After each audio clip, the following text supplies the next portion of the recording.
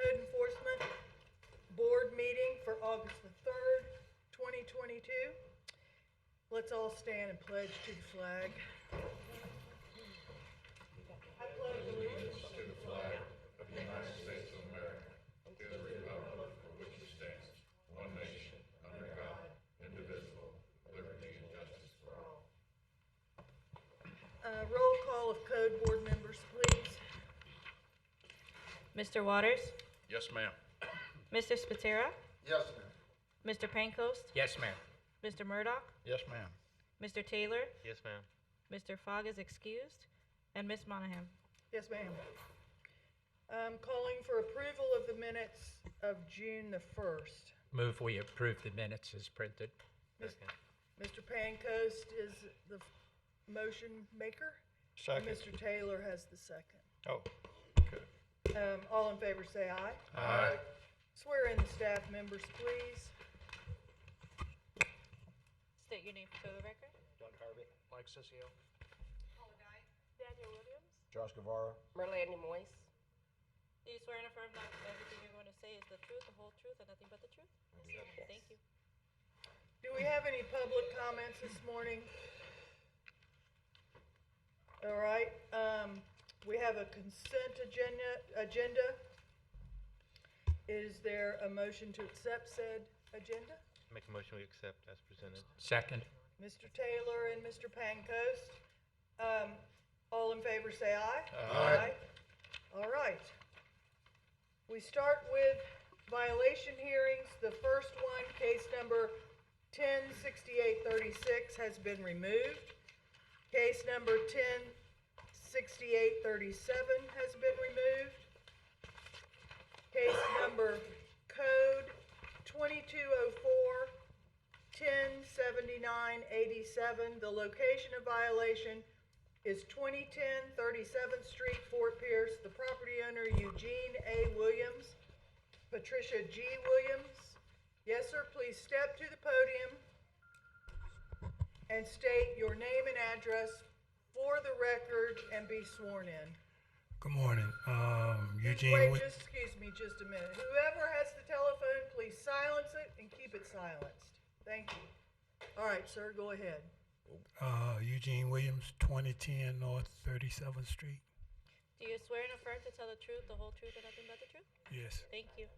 All right, Mr. Williams, stand by. We're going to hear from Ms. Moyes this morning. For the record, I am resubmitting one photo dated April 27, 2022, one photo dated May 23, 2022, one photo dated July 5, 2022. I am submitting one photo dated July 29, 2022. During my first inspection, I found a property located at 2010 North 37th Street in violation for Section 11.05.01 to obtain a permit for the shed. I issued a notice of violation on April 27, 2022, and gave a compliance date of May 11, 2022.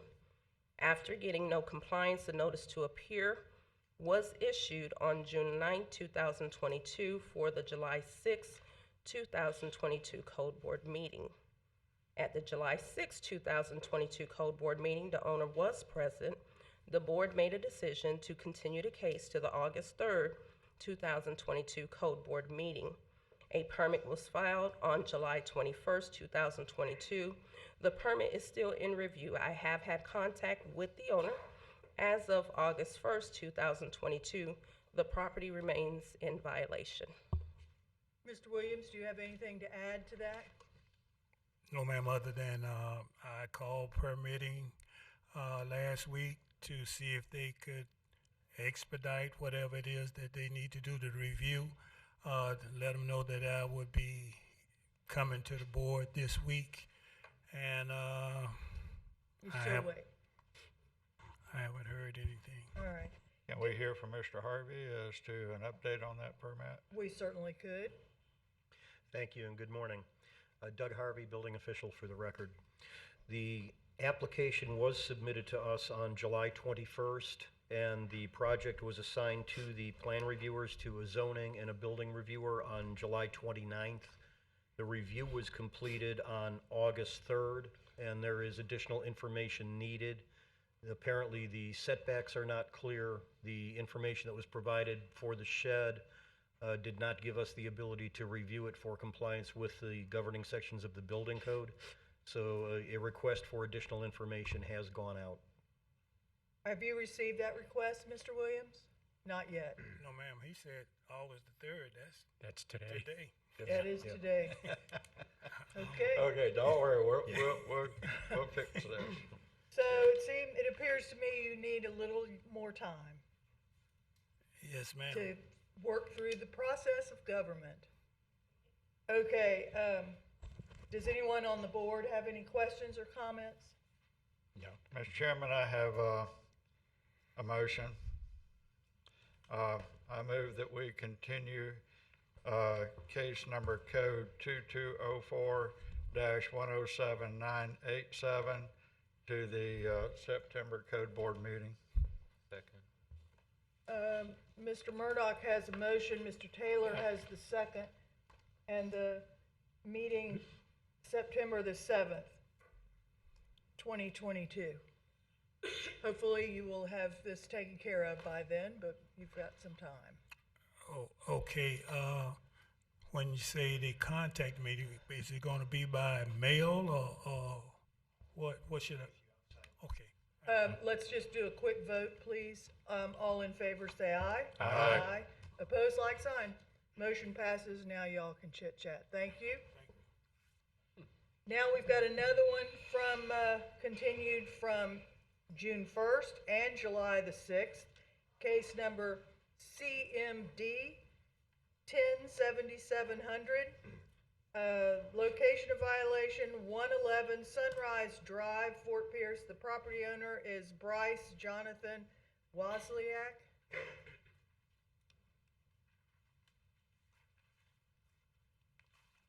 Good morning, folks. My Hello. name is Juan Torres. I'm an attorney for Mr. Weislack, and I'm here to represent him. Okay. Let's hear from Ms. Moyes, please.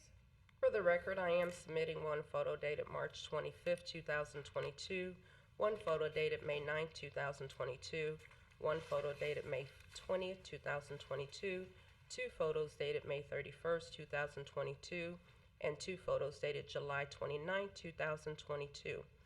During my first inspection, I found a property located at 111 Sunrise Drive in violation for Section 11.05.01 Building and Sign Permits to obtain a permit for the cargo container.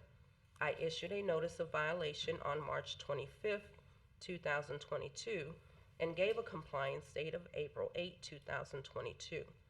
After getting no compliance, a notice to appear was issued on May 20th, 2022, and posted on the property for the June 1st, 2022 Code Board meeting. At the June 1st, 2022 Code Board meeting, the property owner was not present. The owner's attorney, Juan F. Torres, requested a continuation. Staff recommended that the case be continued to the July 6, 2022 Code Board meeting. The board made a decision to continue the case. At the July 6, 2022 Code Board meeting, a continuation was requested, and the board made a decision to continue the case to the August 3rd, 2022 Code Board meeting. I have had contact with the owner. As of July 29, 2022, the property remains in violation. Any comments, Mr. Torres? Yes, ma'am. With respect to the Weislacks, they moved to Mississippi in May. They leased their home with the option to purchase. They, as soon as they were able to, they tried to get a permit via the internet because they're out of town. They found out they couldn't get one. Then they recently sent a contractor to obtain a permit, and they told him that he couldn't get one because there was two containers, and that they had to do the tying up, the painting, that it had to look like the home, the strap down, etc., Right. before they obtained the permit. This is the situation they're in. Mr. Weislack is a truck driver. He is in Nevada and working in California. Mrs. Weislack they have 3 kids, and they live in Mississippi. They can't physically make it over here, but it hasn't been for the lack of obtaining a permit. They did obtain a permit for a roof that they're redoing in their home, so and he is going to move the containers, but he can't get here until he finishes his job, which is like 2 months down the road. I did a letter or an email last time to the attorney for the code enforcement explaining this, except for the fact that just this week they sent a contractor to get a permit to get the containers.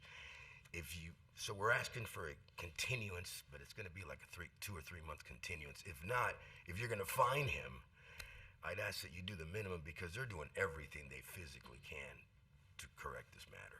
And it's not for lack of getting a permit. They just got one for their roof that they're Right. you know. My first question that comes to mind is why doesn't he have a friend who can haul them away? No, If they're that's his huge. intent? He's got the equipment, but he doesn't have anyone that can do it for him, or he would have done it already. Gentlemen, do you have anything, any So question? they're or in a comment? catch-22, Madam Monahan. Any Well, questions or there's comments? contractors that can move this thing if it, That's what I'm thinking too, is why doesn't he hire a so- contractor? I know that he would like to move it himself to save money, I understand It's the that. expense, But, it's the cost. You know, this is going on since June, so I'm willing to do a time certain on this, I believe. All right, gentlemen, do you have a motion stating that? Well, Does anyone else have any questions or comments? I just agree that there's got to be somebody in this area that can move it. I would think that there would be someone in this area that could move it The thing is, cheaper than, to move it from here to Mississippi, it costs a lot of money for a contractor. oh, well, we don't care where he moves it. No, I understand, but he wants to move it somewhere legal. These to things do are it. a dime a dozen, so he could buy fresh ones in Mississippi and haul this to the junkyard. I would think that you could pay to have them hauled off cheaper than paying to have a fine placed on his property. No, I don't believe they've tried that to get a contractor, but I'm sure they're willing to, and if it's reasonable, they'll do it. They want to take care of the problem. They Well, don't I wanna would leave think the that would be an property. option for them. And I think maybe we should give a little bit of time to Explore that option. explore that option, but I don't know how much time. They've been exploring options, for only 5 months, okay. What do y'all think? Mr. Chairman, Madam Chairman, I have a motion. Yes, sir. I hereby move in reference to case number CMD 107700. Oops, wrong one, Enter. No, that's the right one. Yeah, you're right. Okay. That the code board make the following determination after hearing the facts in this case, the testimony, and the recommendations of staff with regards to the existence of a violation. We determine the violation in fact did occur and an alleged violator committed the violation. An order of enforcement is warranted. If the order of enforcement is not complied by October 5th of 2022, a fine of up to $250 per day may be imposed. A cost of $200 has been imposed as the cost for prosecuting this case. Please take notice that on the first Wednesday of the month, after the date given for compliance at 9 a.m. or soon thereafter, as may be heard, a fine hearing will be held if the violation is not abated by the given compliance date. Second. Got a couple of seconds. Got a couple of seconds here. Choose whichever you please. Mr. Spataro came in first. Yeah. Okay, all in favor say aye. Aye. Like sign no. Okay, passes unanimously. October. Thank you, ma'am. Thank you. Thank you. Okay, moving on to case number code 2206-108230 Location of violation 2909 Sherwood Lane, Fort Pierce. The property owner is Rito Medina. Rito Medina.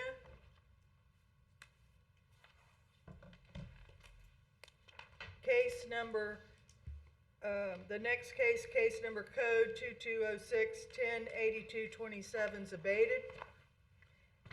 Case number CMD 107586. The location of violation is 2801 Industrial 3 Avenue, Fort Pierce. The property owner Michael James DeJarle and Bethany Rose Warngler. State your name, please, sir. Mark Kern. How are you folks all doing this morning? Mark who? Kern, K-E-R-N. Okay. State your name and your address and be sworn in, please, sir. It's Mark Kern, K-E-R-N. Address would be 1638 Southeast Village Green Drive, Port St. Lucie, Florida, 34952. Do you swear and affirm that you'll tell the truth, the whole truth, and nothing but the truth? Yes, ma'am. Thank you. Okay. If you will bear with us just a few minutes, Mr. Kern, we're going to hear from Mr. Morera. Mrs. Vice Chair and Chairman, I'm taking over his cases today. All right, so you get to hear from Ms. Williams this morning. And the first two sections have abated. Oh, yes, thank you. I'm sorry, the first three? The first two sections have been First abated. two. They've fixed a couple of things. We still have 1, 2, 3, 4, 5 to go. Okay. Okay, Ms. Williams.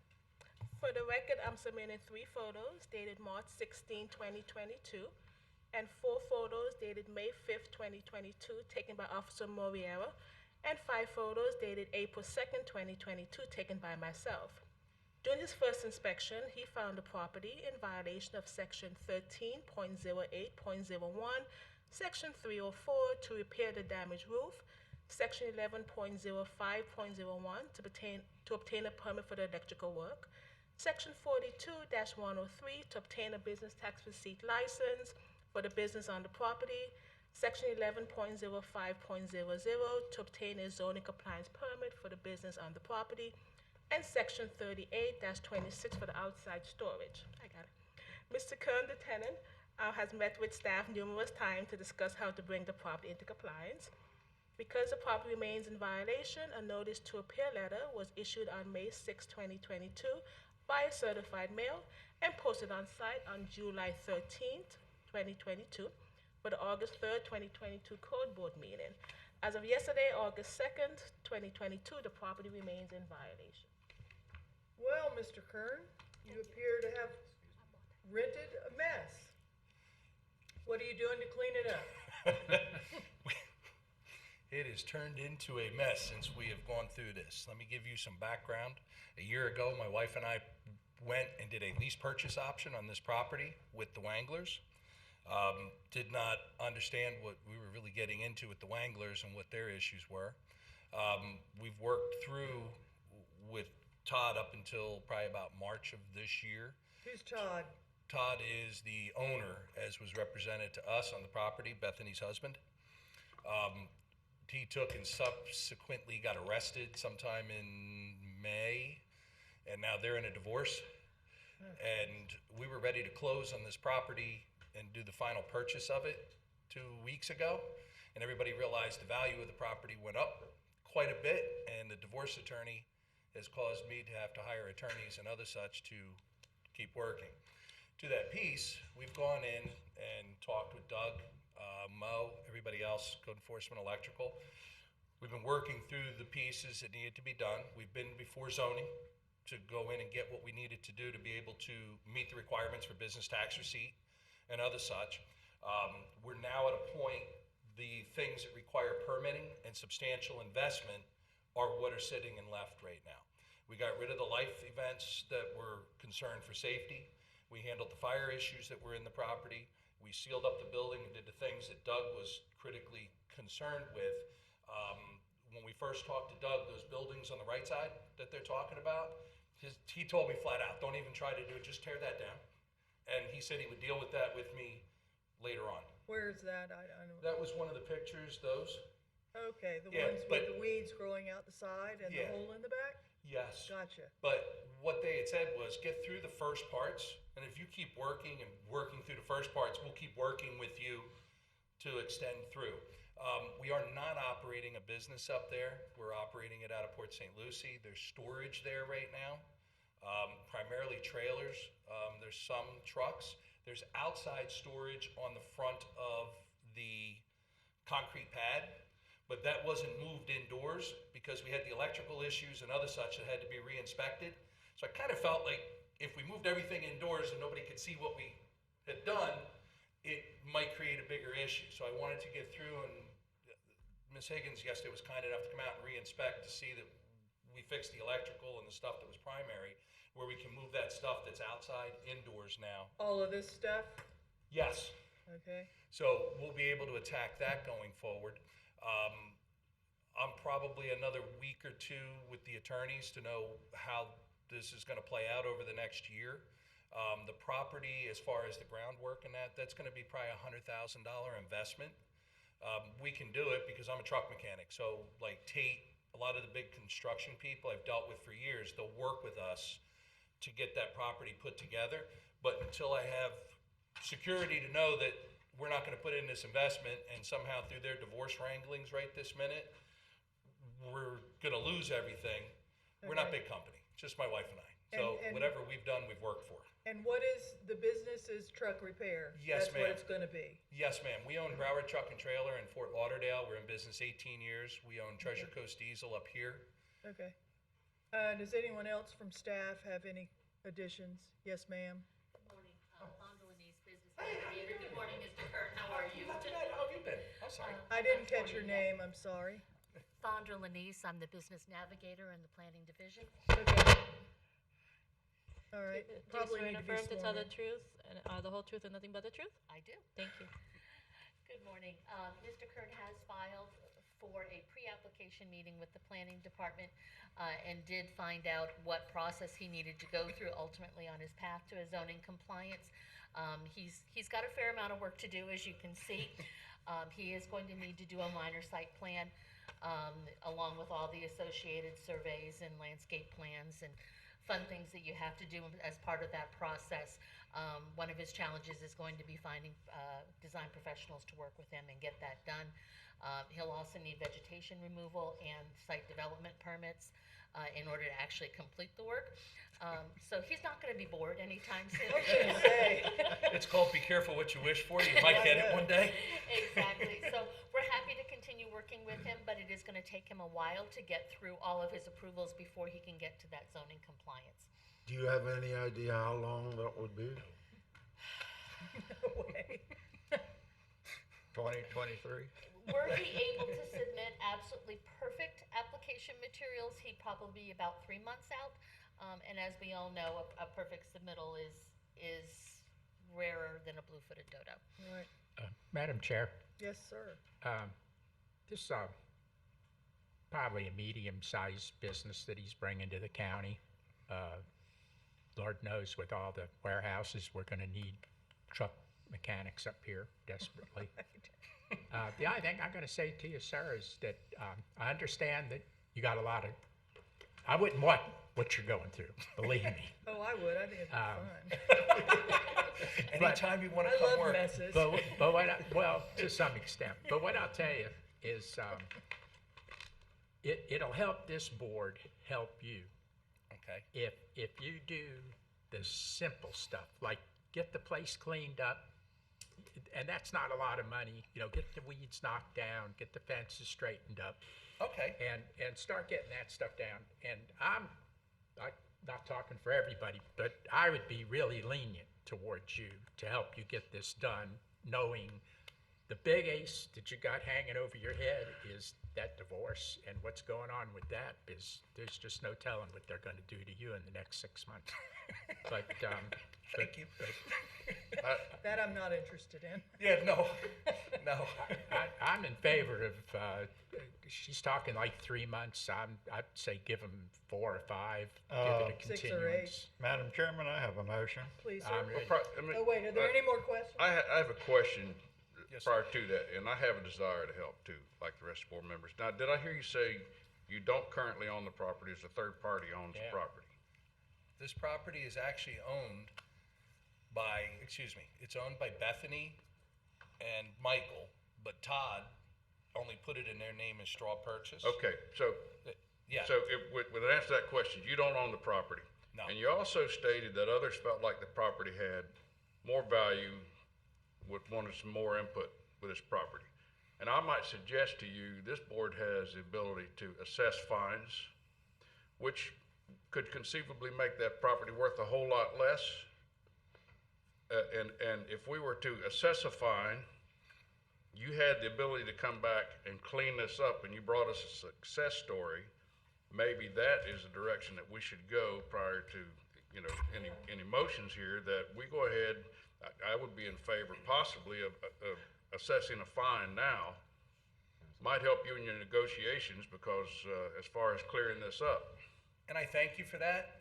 I am an old school, funny individual about I want nothing that doesn't belong to me.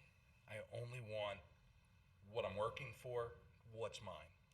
The reason I'm here and not them is I know they'll blow this whole thing up and it'll put my business, my employees, and everybody at risk.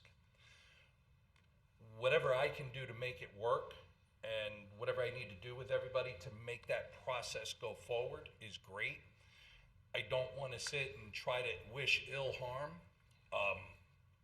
other things on somebody else for what they're doing to try to make my situation better or worse, if that makes sense. With it, I'd rather, if you guys will give me even 3 months to clean up or 2 months to clean up, let me go clean up, cut trees, do whatever I need to do, come back and go, hey, we've gotten this part done, kind of going forward. And I understand, if you find, it's not on me. It's on the people that own the property. It'll come out of the closing when we complete a closing, and I understand all that.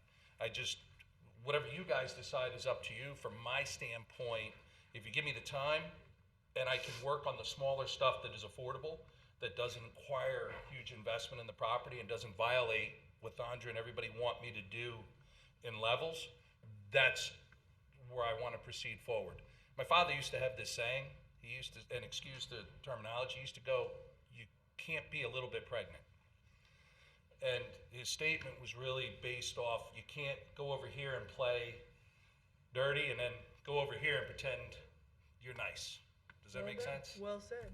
Yeah. So, Madam Chairman, I've got a question for Jack. He's down there smiling. I know he's thinking things. Okay. I felt a comment brewing as well. He's the attorney. The question I have, we have 1, 2, 3, 4 remaining items. Can I make a motion to, is there 5? 5 of them, okay. Can I make a motion on particular items to give him certain time? We have one case. One and case, you have okay. to take it in totality. Yeah, I was just thinking that I could like to give him 30 days to do the junk and the trash, and then I give, understand. continuation on the other. You can't break the case up like that. Okay, all right. That's all I needed to know. So Madam he said Chair- if you clean it up, that is bonus points for you. Yeah. All right. A question to the board here. Should we give him, I'm for continuing the case for 3 months, give him a chance to clean I'd up, give do him whatever do, and then 4. have him come back, and then we can reevaluate what he has done and where he needs to go from. What we heard was like 3 months is like the minimum, so I'd say Yeah, well, the give him idea 4. is to give him 3 months to get things cleaned up. Yeah. And then he can come back and then we can assess where he is with the paperwork, and then we can extend it again or come to some other conclusion. Well, the one thing about bringing him back, it kind of keeps his feet to the fire a little bit. No offense. I'm good with that. No, I'm good with It that. sounds like he's, on board with what we're going to do. Does staff have any comments regarding this? Okay. Okay, make a Any motion. more comments up here? Mr. Krieger, anybody? I think 6 months total. And I we'll think take 6 his months word too. that he's gonna clean it up. Yeah. And then if he's dragging on some of the other stuff, he can come in and talk about it at that time. I'm for like 6 or 8, quite frankly. Yeah. Why don't you just make it 6? Okay. Well, Make it y'all six. make a motion. I need a Do you motion wanna from do it? somebody. Go ahead. Okay. I hereby move in reference to case number CMD 107586, that we continue the case till,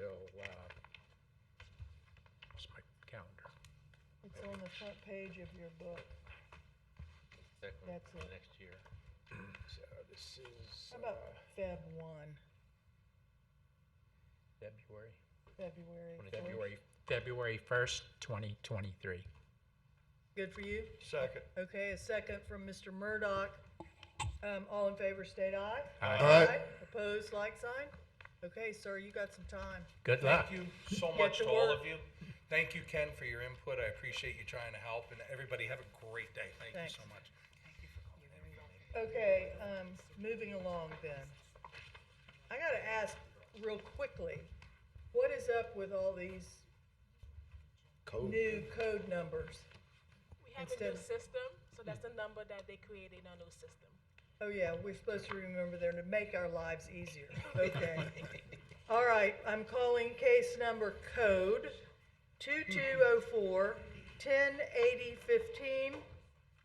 The location of violation is 2835 Hammond Road, Fort Pierce. The property owner is Avante 74 LLC.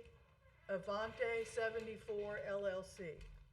Okay, they're absent.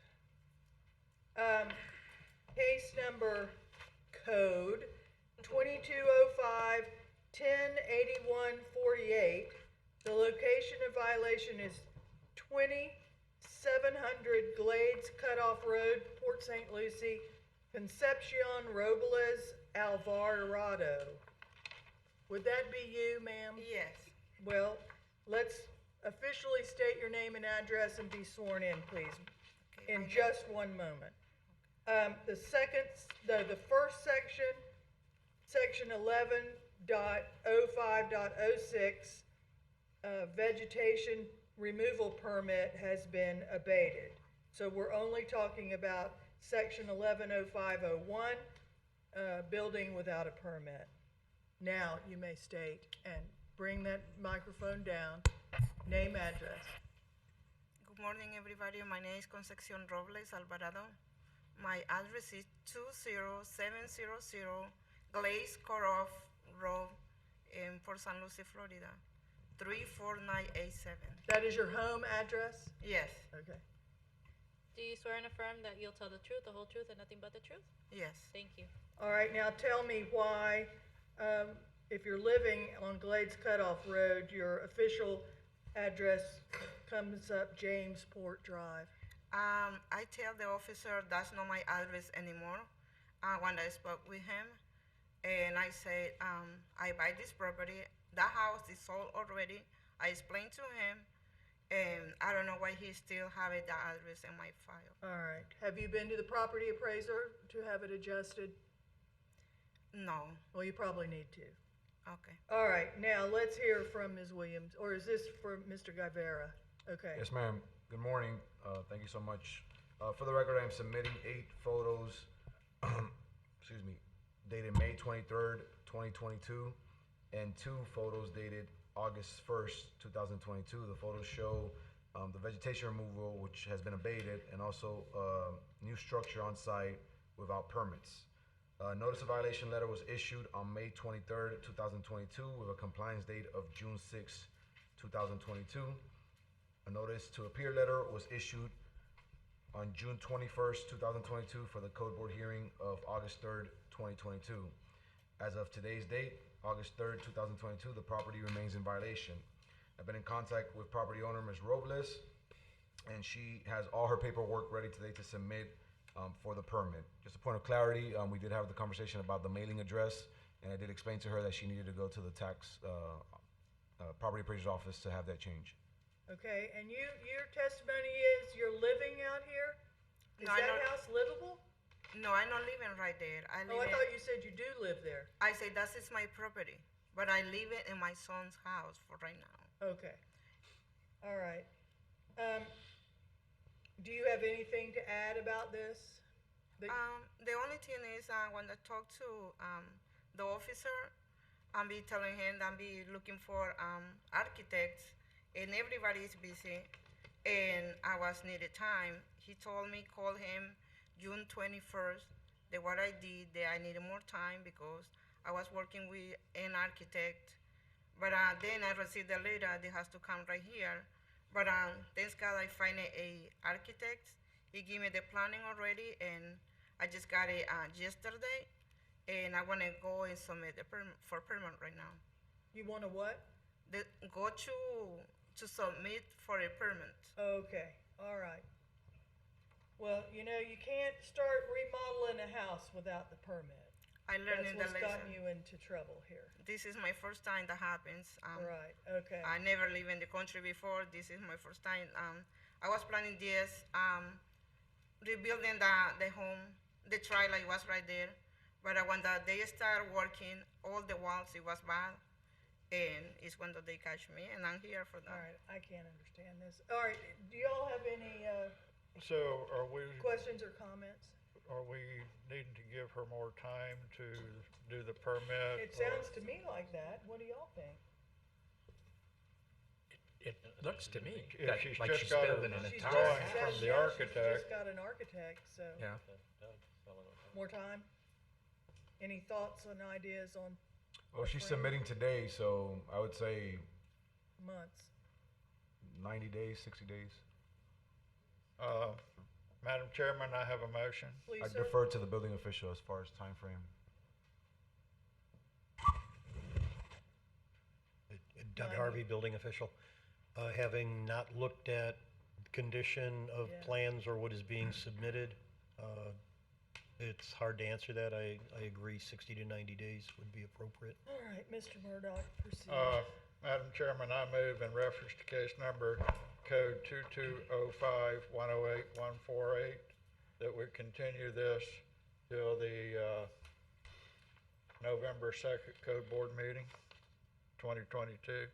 Second. Mr. Taylor made the second. All in favor state aye. Aye. Okay, opposed? So you need to come back on November the 2nd and show us what you have done, what your progress is. Okay. Okay? Thank you very very much. much. Case number code 2206-1082-84.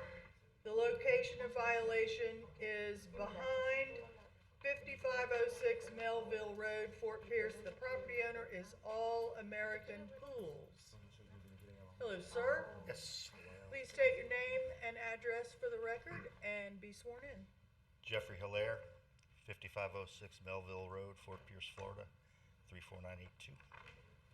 Do you swear and affirm to tell the truth, the whole truth, and nothing but the truth? Yes. Thank you. All right, Mr. Hilaire, let's stand by and hear from Mr. Guevara. Can I And just we'll make comment. the name of the company is not All American Pools, it's All America Pools, like Oh. United States of America. Oh, okay, lose the N. Yes. All right. Thank you for calling that to our attention. Mr. Guevara.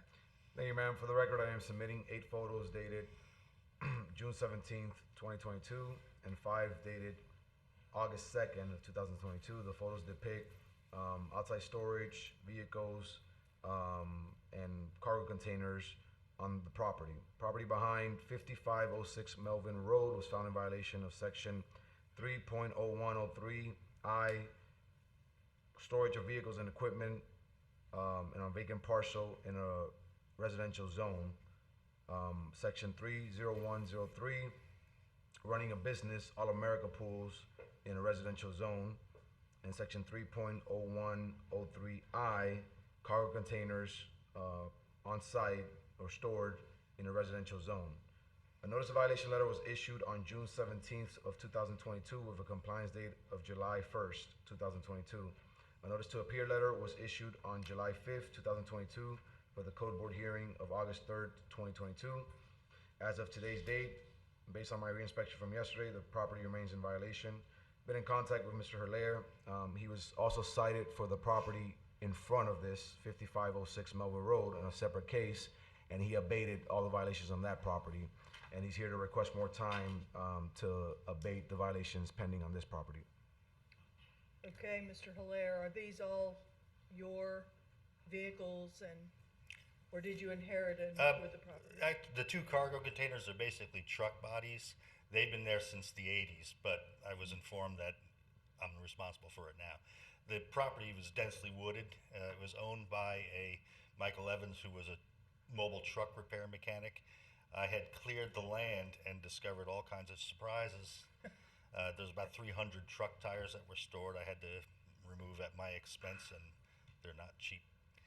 The two boxes were there, and they've been there since the 80s. It just takes a little time to get everything How moved much out. time do you think you need?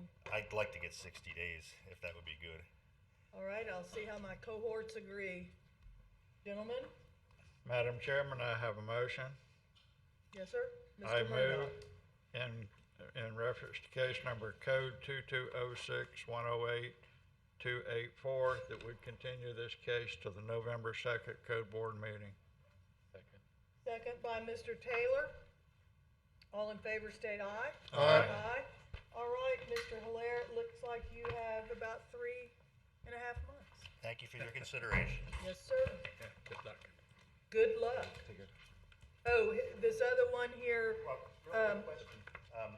When I finally get it done, can I have Josh come out? Yep. and tell you- absolutely, that's the way it works, and you don't have to come back. Before you run off, sir, We got one more here. looks like we have a second one here for you. It's just, That was abated. it's Oh, abated, it's it's abated? okay. Oh, okay, I'm sorry. Thank you. Code 2206-108-282, 5506 Melville Road, Fort Pierce is abated. So he's cleaned up one, he's halfway there. Case number code 2204, 108-3 zeros, 000. I hate this new system.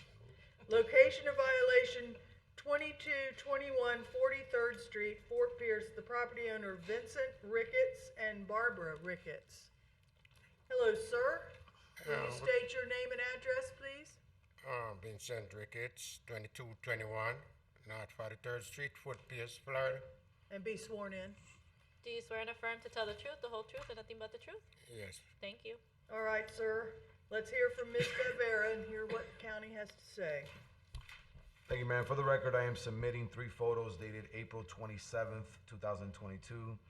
The photos depict outside storage and a carport that's in disrepair. And 3 photos dated August 1st, 2022. 2221 North 43rd Street was found in violation of Section 130801, carport in disrepair, and Section 3826, outside storage. A notice of violation letter was issued on April 28th, 2022, with a compliance date of May 12th, 2022. A notice to appear letter was issued on May 26th, 2022, for the Code Board hearing of August 3rd, 2022.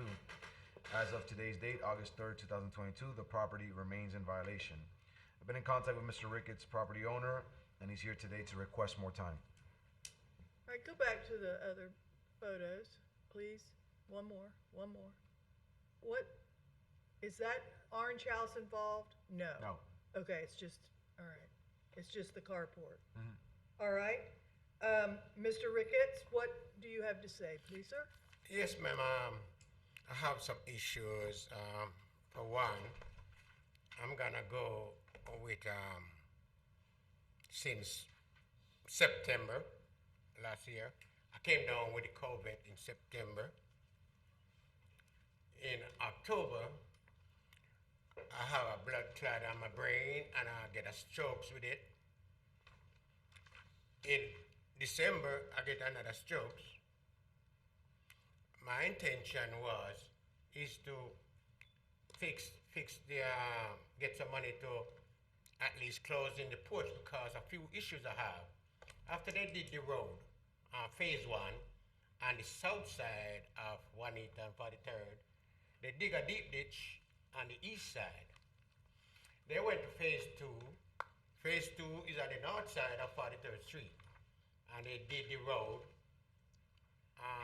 and stop it at Juanita. What happened after they complete that project, the water, some of the water that coming from 43rd Street North, and some of the water that coming from Juanita going west.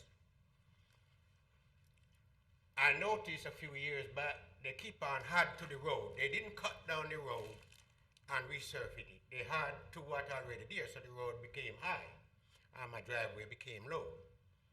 What does that have to do with your carport? Okay, when it rained, all the water come off the road, run over in my driveway and feed underneath my porch, and I have sometimes 3-4 inches of water underneath my porch, including the water that come off my roof anyhow. So when the vehicle that going west, it pushed the water to the south side of the road. The vehicle that going east, it pushed the water down my driveway when it rained real hard. So I called the county and I said, I have issues. I want to repair my porch, but what I got to do to repair my porch, and I tell them what the issues I got, why I want to repair it, because I want to raise the flooring on the porch because it's low. So I decided to close it in. And also the roof on the porch is falling apart, so I want to create a hip roof instead of a flat roof. I was told from their building that, okay, I got to get the architect, get an architect and get a plan and get a permit. Okay, I said, okay. After I did that, I get a notice from code enforcement that I need to move debris, and I have a toolbox underneath my porch, and they said I got to move it. Okay, and then I called Josh. Before that, I think was in first notice again. Second notice again, they say, well, okay, they find that the first notice was they're going around and checking for stuff. Second notice was they see where I need to remove some stuff. I explained to him and tell him what I've been through. I'm just trying to recuperate. I've been through a whole lot. And some of the stuff I could do, I can't do it no more. So now I got to have some money to do it or get somebody to do it. Nowadays, it's kind of hard to get people to do stuff because, you know what I mean, and I can't do most of this stuff. But I could do because, for one, in 2007, I was shot right in my house right there. I was shot. So that means I'm almost half handicapped. I can only use this hand sometime because it's still numb. All my life and what I do construction. Okay. So true that I'm half limited of what I can do, so I got to get somebody to do it. I think we understand. I have So, one okay. question. When you talk about your porch, are you talking about this carport? Yes, ma'am. Okay. Now, gentlemen, I need a little help here. Do He's you all gonna have have- any questions? He's gonna have a little more trouble if a hurricane comes. Those blocks aren't even secured. I understand. He's gonna have a smashed car. Okay, okay, sorry, excuse me. The block that I have there, I'm gonna use those blocks to close in the porch because I'm trying to get a permit to close in the porch. And I told him I want to extend the porch a little bigger because the foundation that's there is not capable enough to hold up a roof that they're gonna create for that porch. So I'm gonna extend it a little bigger. So that's why I'm working on the permit, get an architect. I have a copy of the plan almost completed to start to do some of the So stuff. you've got someone drawing up your plan? Yes, ma'am, I have a copy. I don't need to see it. Okay. Waiting a few more issues. Can I bring it up here? No, we don't need to see it. I don't want to see it. Do No, y'all need to and- see it? And if he gives it to us, we have to. So it Yeah. sounds like if he's got an architect drawing up his plans, he's working toward doing solving something. the problem. Yeah. The question is, how much time should we give him to get the permit and get the project going? Well, gentlemen, what do you all think about that? I would say give him 60 days. I'd say at least a couple months. Yeah. And that then we can would bring get it back him and in see front where it of is. Mr. Harvey over there to figure out, the process is moving. And then if he needs to come back and get a little more time, we can give him more time at that point. You understand, sir, that the way it is right now cannot stay like that. Do you understand that? Right, so So you have to either fix it or tear it off. Is that correct? I don't think he needs to tear it off necessarily. Josh, I was give us some referring to the input building here. official. I'm assuming if he tears it down, he would need a demolition permit. Right, but I mean, he's got to either clean it up. Well, and he's in proceed. the process of getting a permit, and once he gets a permit, all of this will probably be dealt with at that point. Okay, Okay, so I think the permit will make all of this move forward. I think we should just give him 60 days, continue it for 60 days, let him get his permit process going, and all of this will probably be resolved with the permitting process and future construction. all right, gentlemen, why don't you proceed with that? Madam Chairman, in reference to case number code 2204-108000, I move that we continue this case till the November 2nd Code Board meeting. Second. Second by Mr. Taylor, all in favor state aye. Aye. Like sign? No? Okay, sir, you've got till the 2nd to show us some progress.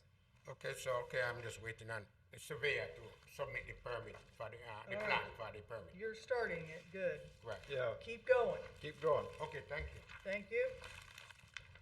Case number CMD 107282, the location of violation 6016 Buchanan Drive, Fort Pierce. The property owner, Terry W. Day, Margaret M. Day. Anyone here? Terry Day? Is that you, sir? Nope, okay.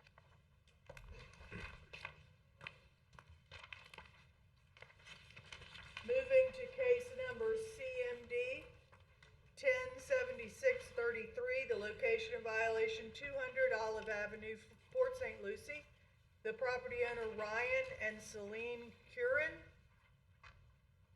Madam Chair, members of the board, Mike Sissy over the record, there is a continuation request in front of you, and staff is not opposed to 60 days. This is 107633. Yeah. All right, there is a request for a continuation. Do I hear such a motion? Madam Chairman, what was the time? It looks like a requested? minimum of 2 months and maybe longer. Well, I'm willing to give them 2 months unless anyone on the board has other comments. Proceed. Madam Chairman, in reference to case number CMD 107633, I move that we continue this case to the October 5th Code Board meeting. Is there a second? Second.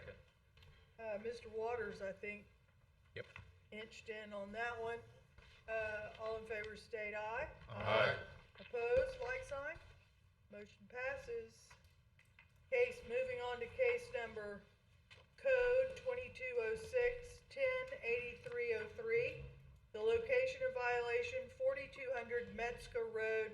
The property owner Precision Rentals and Investments LLC. Anyone? All right. Case number code 2206-108305, same location, 2200 Metzger Road, Fort Pierce, property owner Precision Rentals and Investments LLC, still no one. Case number CMD 107643 has been removed. Case number code 2206-108256, location of violation 3307 Avenue K has been removed. Case number code 2206-108302, that's been removed. Case number code 2204-107966, location of violation 2301 43rd Street, Fort Pierce. The property owner is Cynthia Kane. The first 3 sections, 130801, 130801, 130801, all 3 of those have been removed. So we're only worried with the latter 3 130801. All right, ma'am, please state your name and address for the record. My name is Cynthia Kane. Good morning to all. I live at 2301 North 43rd Street, Fort Pierce, Florida. Do you swear and affirm to tell the truth, the whole truth, and nothing but the truth? I do. Thank you. All right, Ms. Kane, let's hear from Ms. Moyes. For the record, I am submitting 9 photos dated April 7th, 2022. During my first inspection, I found a property located at 2301 North 43rd Street in violation for Section 13.08.01 Standard Housing Code, Section 305, Interior Structure, to please remove the mold and mildew from the walls and ceilings.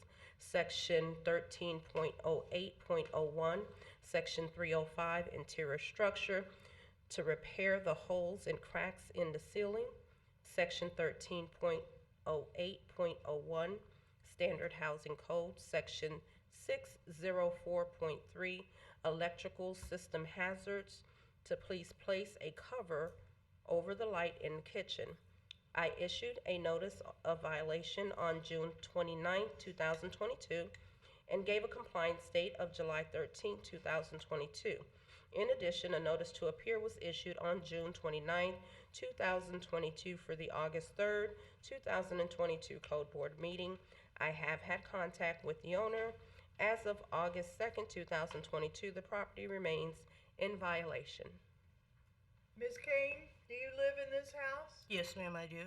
So you No, ma'am. At that time, when she came out, I don't know her name, but Ms. Moyes? Ms. Moyes, she came out with a gentleman, and at that time, me and my nephew was going through an issue because I was trying to put my nephew out of my house.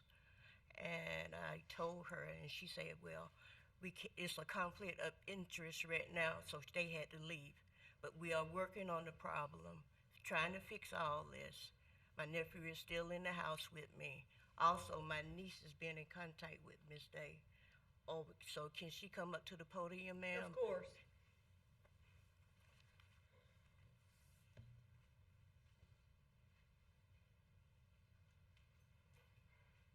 Please state your name and address and be sworn in for the record. My name is Sharonda Jackson. My address is 2301 North 43rd Street, Fort Pierce, Florida, 34946. Do you swear and affirm to tell the truth, the whole truth, and nothing but the truth? Yes. Thank you. We are currently, there was a leak out in the den where the mold is that I had to get fixed. So I got that fixed, but the gentleman that fixed the roof said he does not do the drywall. So I had somebody come out to assess the drywall to have it taken down because we're gonna have to remove all of the drywall where the leaks were. So the leak has been fixed.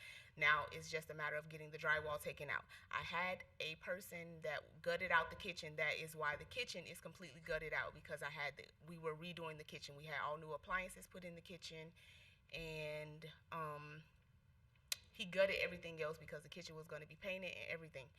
He never came back to finish the job.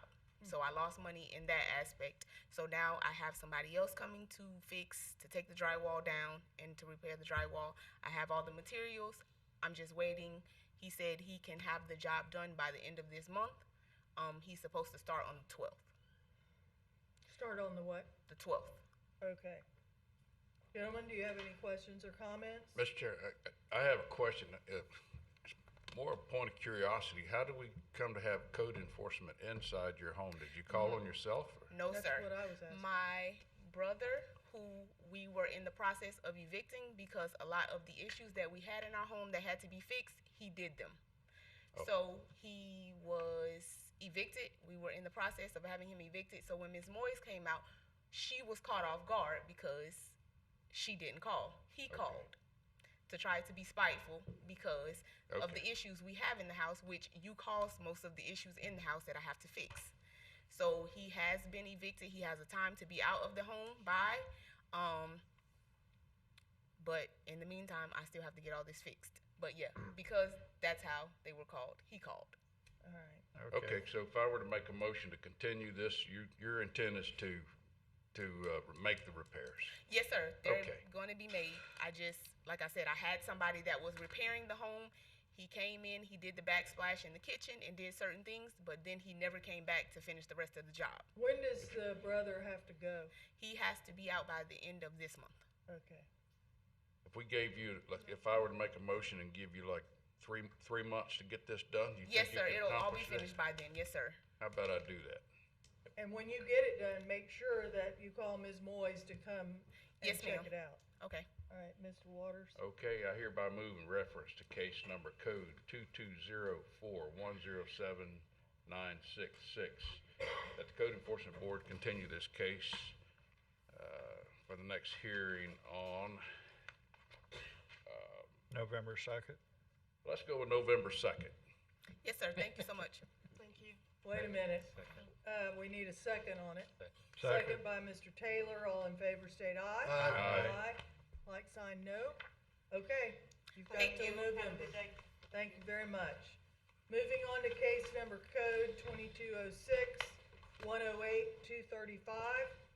The property owner, the location of violation is 2706 Essex. Couldn't pronounce it. It wouldn't come out.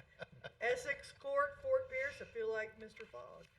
Property owner is Leroy Adderley Estate.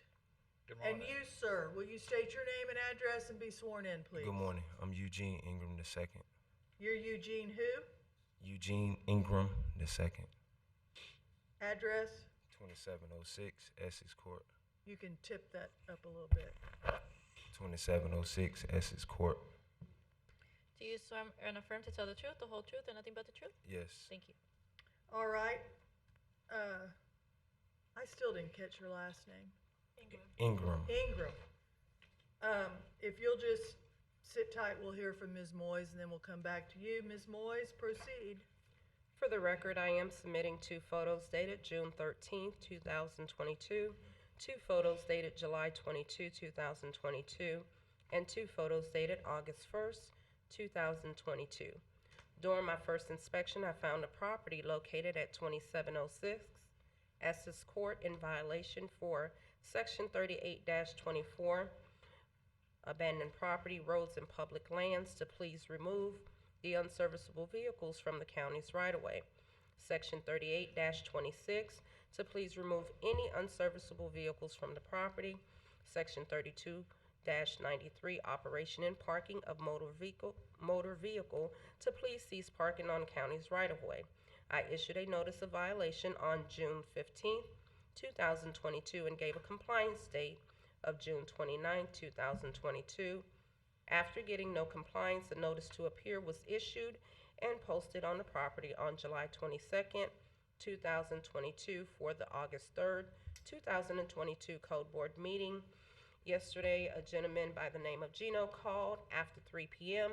for a reinspection. However, due to the time, I was unable to perform a reinspection.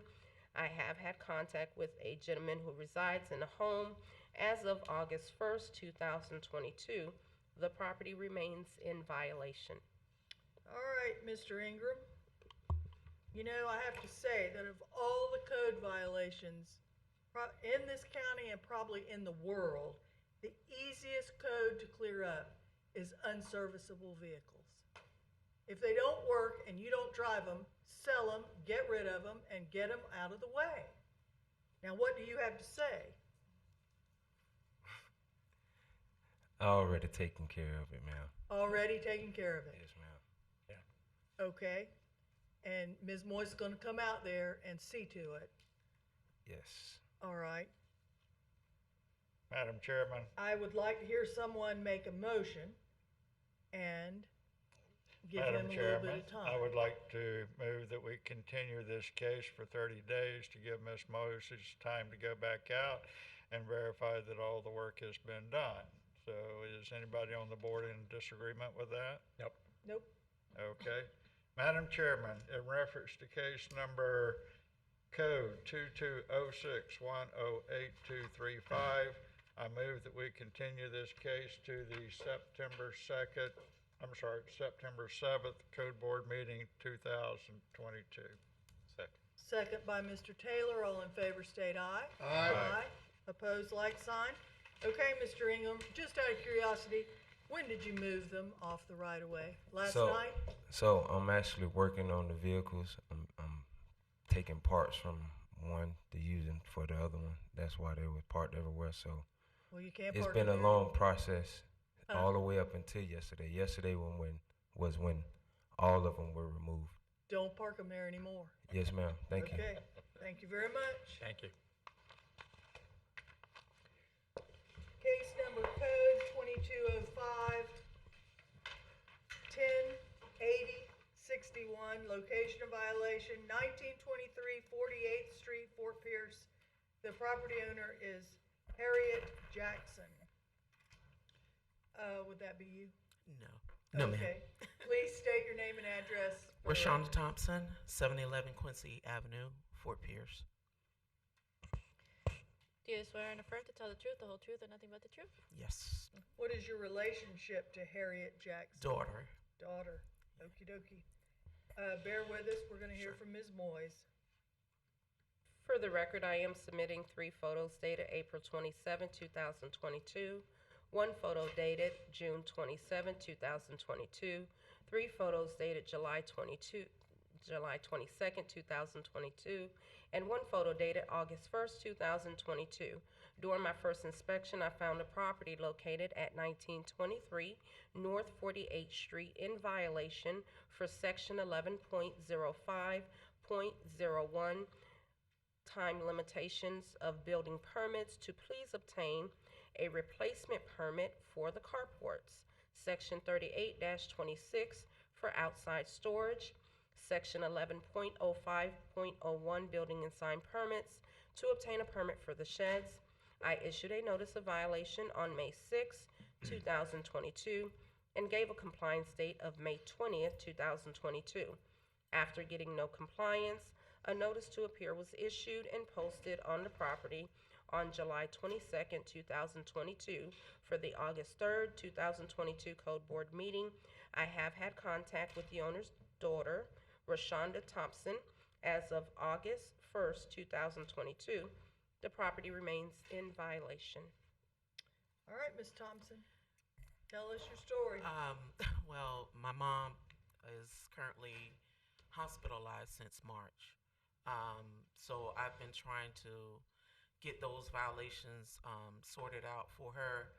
A lot has been removed. I did obtain permitting for the for the carport, but I just noticed that there's permitting not for the sheds. When those were installed and purchased, permits were pulled by Superior Shed. They could not put it on the property before they pulled it.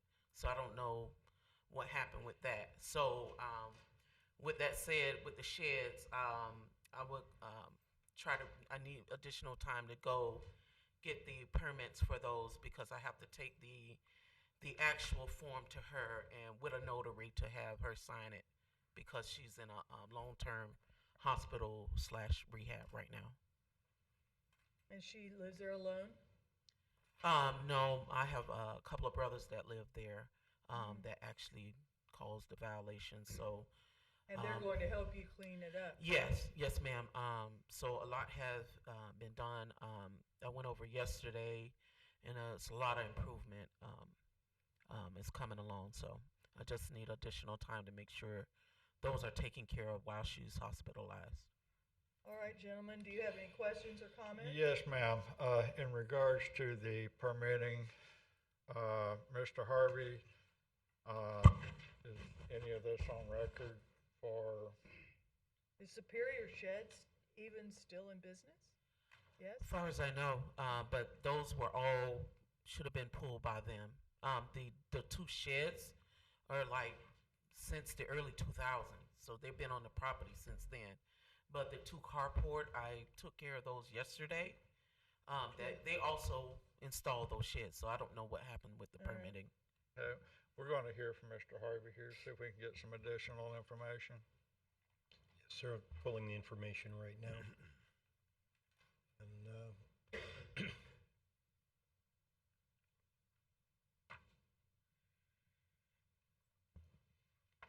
The last permits that we have had on the property, in July of 2021, we had a solar permit. And prior to that, we did have in January of 2020, we did get an accessory aluminum structure for the new shed, which was a 10 by 16 aluminum shed placed on a concrete slab. And that appears to be all that I'm showing in regard to the sheds. Okay. So with that said, I just paid for permitting for those carports.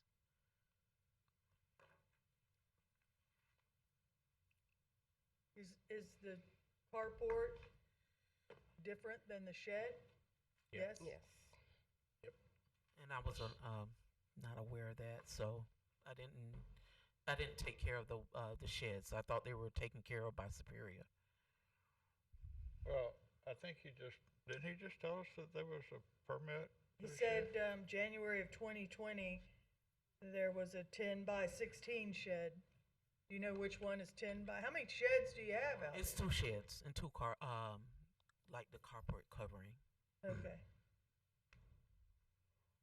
So it will be the longest one, the last one, the one that's facing towards the road. Okay, we've lost our Okay, the visual. bottom line here, it sounds like you just need some more time to get all Yes, sir. this. Do you have an idea of how much time you would like? Possibly a couple of months to get it all cleared up. Okay. For her. Yeah. straight ahead. That's the shed. one that has an expired permit? Yes. Okay. I'm not sure. I don't know either. Doug, can you check to see if that shed permit was voided? I recall a shed permit, however, the status was voided. Would you be able to check on that? I apologize, I did miss that. I was looking for the inspections, saw there were no inspections, and just came back to it, and I do see that that permit was voided. Thank you Thank kindly. you. Okay. All right, so, Madam Chairman, would like to make a motion. Please. In reference to case number code 2205108061, I move that we continue this case to the November 2nd Code Board meeting. Second by Mr. Taylor, all in favor, For discussion, please. I might make a suggestion. You know, permitting can be difficult to get for the items that are there. But if you come to this next meeting and all of this junk is gone out of there, I think this board typically, I can only speak for myself, would look at things in a different vein with a clean property. And if you had challenges for permitting, because we all know it can take some time for that. So I just wanted to put that out there under discussion. I appreciate that. Agreed. All right, all in favor of continuing this to November the 2nd, state aye. Aye. Aye. Opposed, like sign? Okay, ma'am. Thank you so November much. the 2nd. Everybody have a good one. Good luck. Case number code 2206-108306 has been abated. Case number code 2205-108053. The location of violation is 1820, I presume, North 45th Street, Fort Pierce. The property owner, Brenda M. Gordon, Willie J. Gordon. Let's see, the first and the second and the last of these violations has been abated. The one we have left is yet another permit for a shed. So if you will please state your name and address, please, and be sworn in. My name is Brenda, well, the M is for Marie Gordon. My address is 1820 North 45th Street, Fort Pierce, Florida, 34947. And you, sir? Benjamin White / Gordon, and it's 9303 Treasure Cove Street. My son. Okay. Do Do you swear and affirm to tell the truth, the whole truth, and nothing but the truth? I do. Thank you. All right, let's hear from Ms. Moise, and we'll get back to you, okay? Okay. For the record, I am submitting one photo dated April 27, 2022, one photo dated June 17, 2022, one photo dated July 22, 2022, and one photo dated August 1, 2022. During my first inspection, I found a property located at 1820 North 45th Street in violation for Section 11.05.01 Building and Sign Permits. To obtain a permit for the shed, I issued a notice of violation on May 5th, 2022, and gave a compliance date of May 19th, 2022. After getting no compliance, a notice to appear was issued on June 20th, 2022 for the August 3rd, 2022 Code Board meeting. I have had contact with the owner and her son. As of August 2nd, 2022, the property remains in violation. They did go in earlier today to pay the permit. The fees were due, however, when they got there, there was some discrepancies in regards to the fees. So they are requesting that you all continue the case to the next Code Board meeting. Do you have anything to add, Ms. Gordon? No, like she said, we've been trying to pay it, and each time we've gone before, the system was down or something. There was a system problem, and so each time we tried to pay it, they told us to come back. We went online and tried to pay it. The system was something different, and we went back yesterday, and and then again this morning, we tried to pay it again, and everything had changed, so. Okay. Does anyone on the board have any comment? Yes, and when we went back, this time the price almost doubled, so we're trying to figure that part out. And once we figure it out, we're gonna pay it and be done. It doubled to double. So it like changed, the price changed 3 times on us, so. Oh, my. Anyone on the board have something to add or subtract? Or? I'd like to make a motion and give them some time to do this. All right. And I think if that's where you are in the permitting process, I think 30 days should certainly suffice. Yes. Yes, sir. Okay. Mr. Chair, I hereby move in reference to case number code 2205108053 that the Code Enforcement Board continue this case to the Code Enforcement Board hearing on September 7th. Is there a second, please? Second by Mr. Taylor. All in favor state aye. Aye. Aye. Like sign no. Okay, see you next month if you, All right, thank if you. it's not done. If you get it done, talk to Ms. Moyes, okay? Okay. Thank you. Case number code 2206-108290, that's been abated. Case number code 2206-108210 is abated.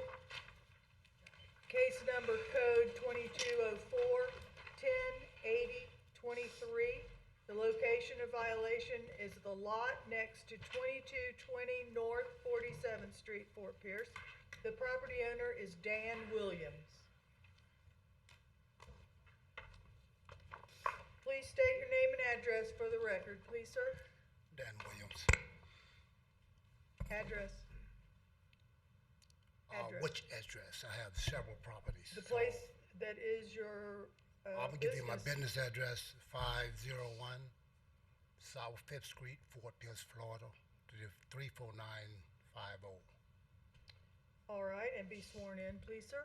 Do you swear and affirm to tell the truth, the whole truth, and nothing but the truth? Yes. Thank you. All right, let's hear from Ms. Guy, please. Hi, good morning.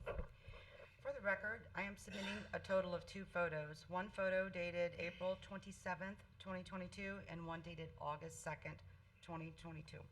The vacant lot next to 2220 North 47th Street was found in violation of Section 3.01.03, subsection J, residential single-family RS4 zoning, storage of vehicles and other miscellaneous items on a vacant lot with no principal structure in residential zoning.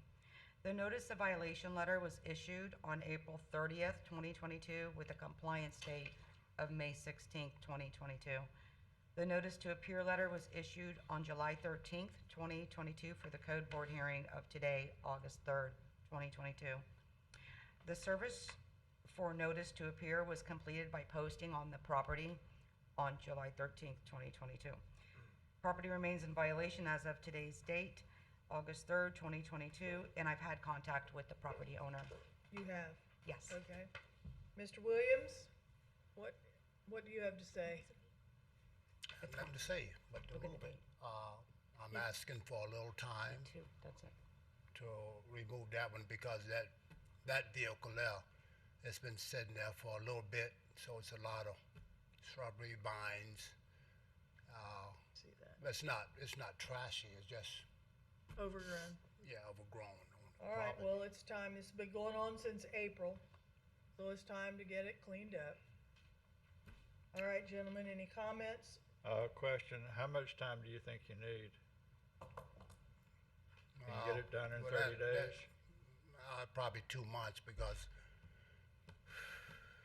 the way that has grown up quite a bit, it's kind of hard to get guys to kind of drag that truck out there. Okay. That's a truck back there? It's a commercial truck. That's been on that property for a little bit, but the neighbors had their vehicles parked on that lot So, if for we a while, gave and then you- throws it off. If we gave you 60 days, you would be all good to go and have all that cleaned up? Yeah, 60 would do, at least pull the truck out and probably get somebody we to wanna mow see that it. Well, you gotta mow it and keep it cleaned up.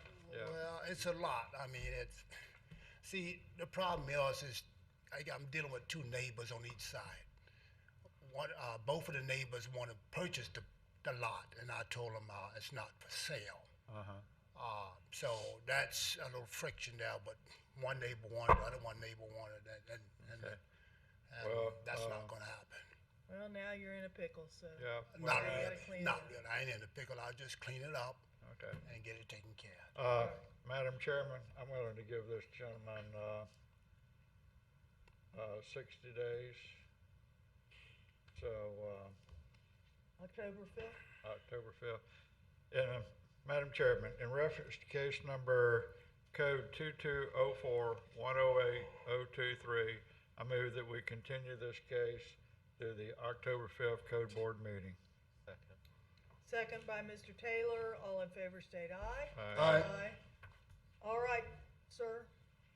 Thank you. We give Please you clean it up October. before October. Let her up. Thank you. Thank you. Case number CMD 107730 has been removed. Case number code 2204-108025 is abated. Case number code 2206-108318 is abated. Case number code 2206-108231, location of violation 2913 Sherwood Lane, Fort Pierce. The property owner is Min Chen. Anyone by that name? Case number code 2204-108005, location of violation 378 Baysinger Avenue, Fort Pierce. The property owner is Joanne Padden. Case number CMD 107564 has been removed. So let's go back and sound the halls. Oh, Madam Chairman, hasn't been removed. Just the first section is removed. Yep. Oh. Okay, the first section has Yes. been removed. Pardon me? That's okay. There is still part of it. Lot next to 2098 Johnston Road, Fort Pierce. The property owner is Elder Mendoza Properties, Inc. All right, so the first section has been removed. It's the second section for the structures. And Mr. Mendoza has an interpreter who's going to interpret for Good him. morning, ladies and gentlemen. Okay. Good morning. State your name and address, please. My name is Elder Mendoza Properties. I think, I mean, I speak broken English, but I can communicate with you guys. Okay. So that's I just talk to her if I can get, somebody can help me out, but All I right. think you guys gonna understand me. So my name is Elder Mendoza Properties. My address is 2225 Southeast Short Street, Port St. Lucie, Florida, 34952. Do you swear and affirm to tell the truth, the whole truth, and nothing but the truth? And Ma- you, sir, do you need to be sworn in? Madam Chairman, I thought he said his name was Elder Mendoza Properties. That's a corporation. That's your business name. We What, need your personal. Yeah, we need his personal name. Elder Mendoza. Okay, thank you. Thank you. All right, does the translator need to be sworn in? Usually in court, they do swear me in, but I don't know if this proceeding. I'll be Yes. allowed to. State your name and address. My name is Leo, and my last name is Mata, and my address is 1010 South 9th Street in Fort Pierce, Florida, 34950. Do you swear and affirm to tell the truth, the whole truth, and nothing but the truth? I do, ma'am. Thank you. Likewise. All right, let's see, Ms. Williams, you covering this one? Yes. All right, we'll hear from Ms. Williams, and then we'll get back to you gentlemen. For the record, I'm submitting 2 photos dated March 9th, 2022, and 2 photos dated May 5th, 2022, taken by Officer Morera.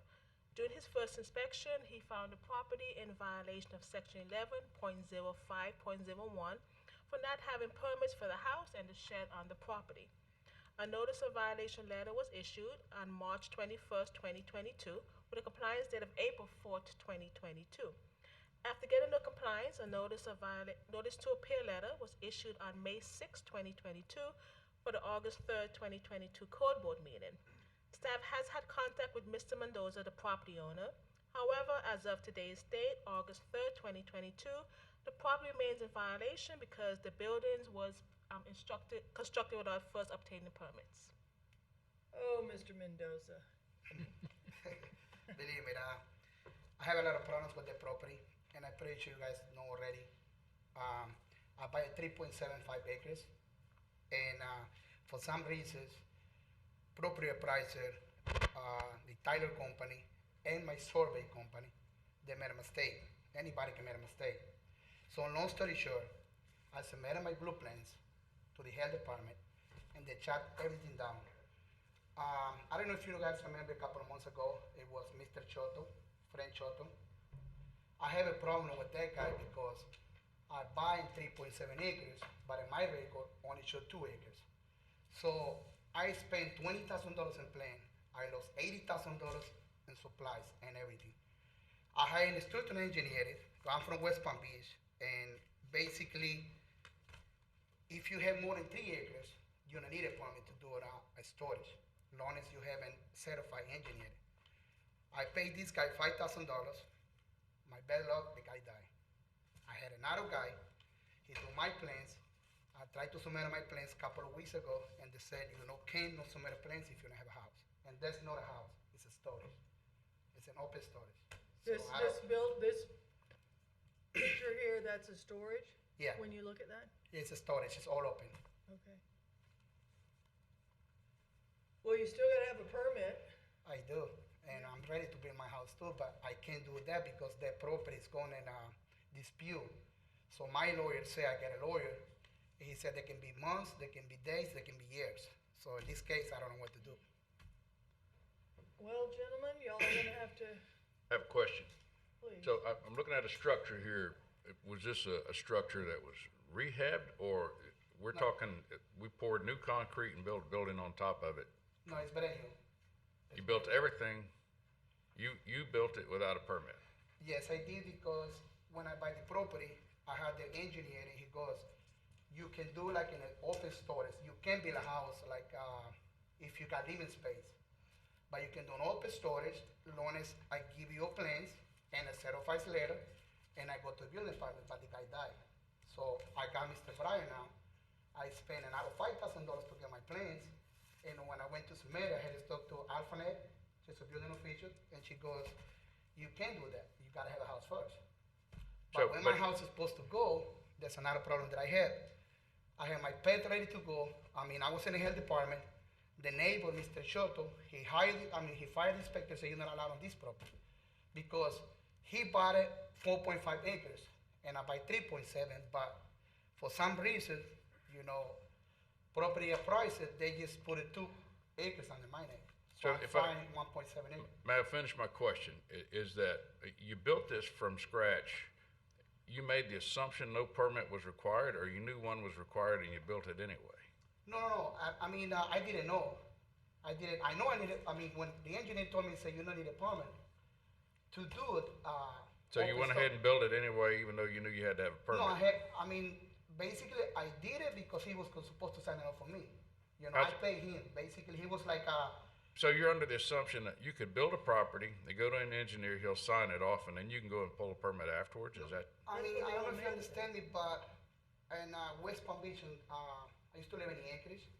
If you got more than 2 acres, and I had 3.75, you can do a storage building. You can do like a horse barn or a storage But building. you can't do that without pulling a permit first.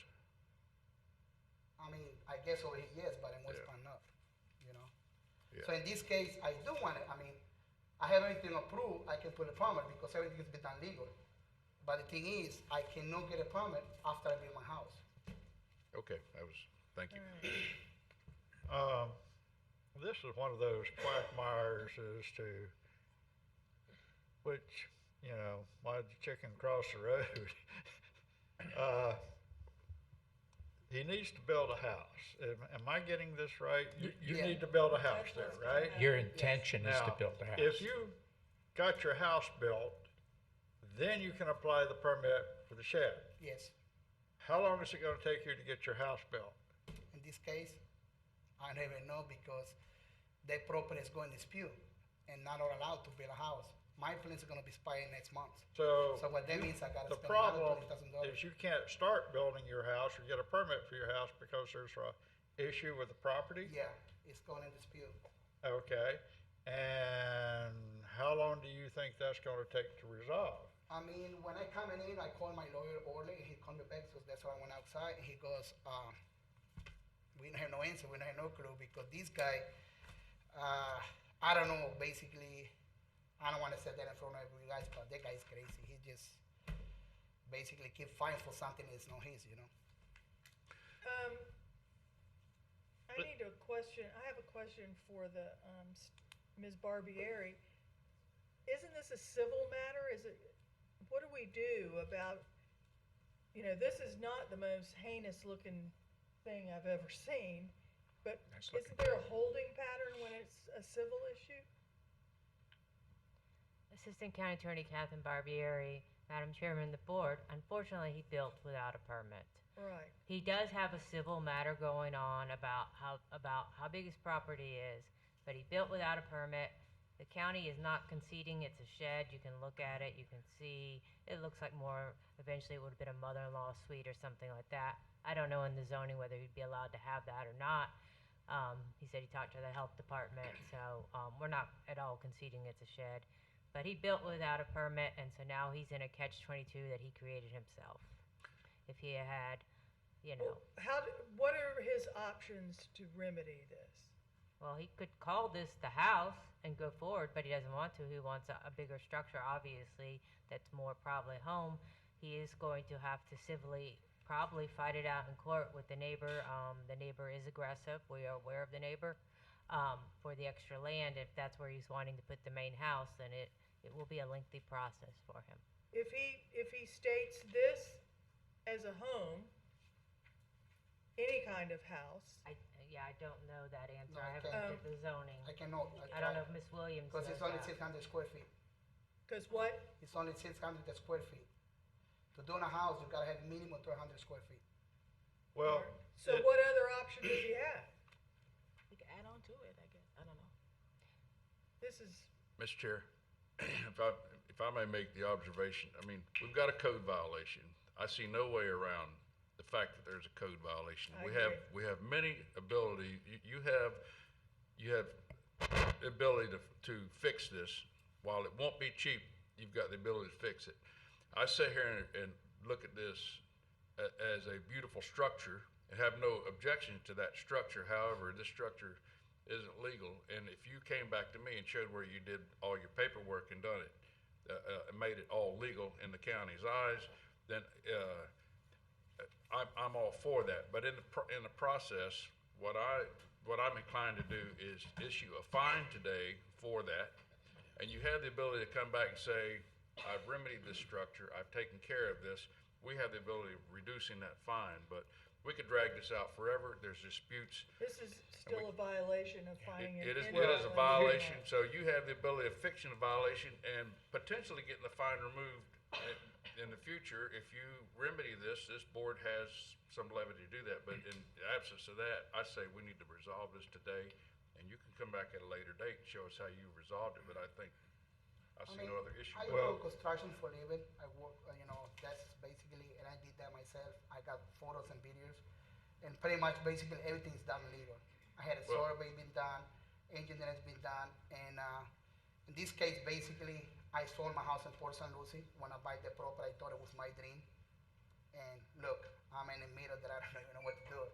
And all the money that I lost, I mean, I know it's basically when you're buying something, you don't know what's gonna happen, especially with this guy. So, I mean, the guy, he sold the property for me, Dale O'Cron. I came that day to the border when Mr. Choro was over here. And that guy from Choro is basically, if he's basically should have given my deed back, my house should have been done already. And I should not have a problem with that. Mr. Waters, I have a question for you. If we levy a fine of, say, $250 per day for 2 days, and give him a... But you're not levying a fine. All you're doing is fining him, yes or no, he's in violation, correct? That is correct. This is not the fine You're not hearing. This is doing the a fine. violation Right, hearing, so no this matter, isn't a fine it will hearing, come back we're to, just for a fine carrying it hearing, no to the matter what. fine hearing. But why can't we just say he's in a, yes, we agree he's fine and put a long term before it goes to a fine hearing? And then when it goes to the fine hearing, we can do what you all are talking about. Okay, well, that works. Why can't you do that? I don't see why, make the motion, I'd be glad to vote on it. Get the time that you wish. I don't see how we can get out of not saying that there's a violation at some point, because he obviously can't be allowed to do this, and he's not doing anything, quite frankly, as a board member, that I haven't done myself and had to fix. So, Right. I'd be the pot calling the kettle black if that were the case. Right. Yeah, well, You- see, you have his to get the dilemma permit at is- some point. Yeah, No, I he's don't- willing yeah. to do all of Yes. the things that's required, but his hands are tied. But otherwise, if we don't make a motion today, and if we don't make some sort of action eventually, we can't just keep postponing it. And it Correct. looks to me, I can't see him squaring that away Anytime soon. anytime. You're gonna take some Okay. time. So, Madam, how do you feel about that, Mr. Krieger? If we make a motion and we extend the time till it becomes a The fine? compliance date is strictly at your discretion. okay. Okay, Madam Chairman, I have a motion. please. In reference to case number CMD 107564, that the Code Enforcement Board make the following determination. After hearing the facts in this case, the testimony, and the recommendations of staff with regards to the existence of a violation, we determined the violation in fact did occur and the alleged violator committed the violation. An order of enforcement is warranted. If the order of enforcement is not complied with by November 2nd, 2023, a fine of up to $250 per day may be imposed. A cost of $0 has been imposed as the cost for prosecuting this case. Please take note that on the first Wednesday of the month after the date given for compliance at 9 a.m. or soon thereafter, as may be heard, a fine hearing will be held if the violation is not abated by the given compliance date.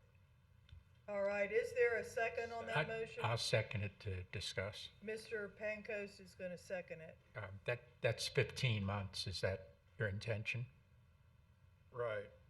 That should give him more than ample time to figure out all his legal issues, get that settled, and then Get his application. get his For application, his get his permit. house built.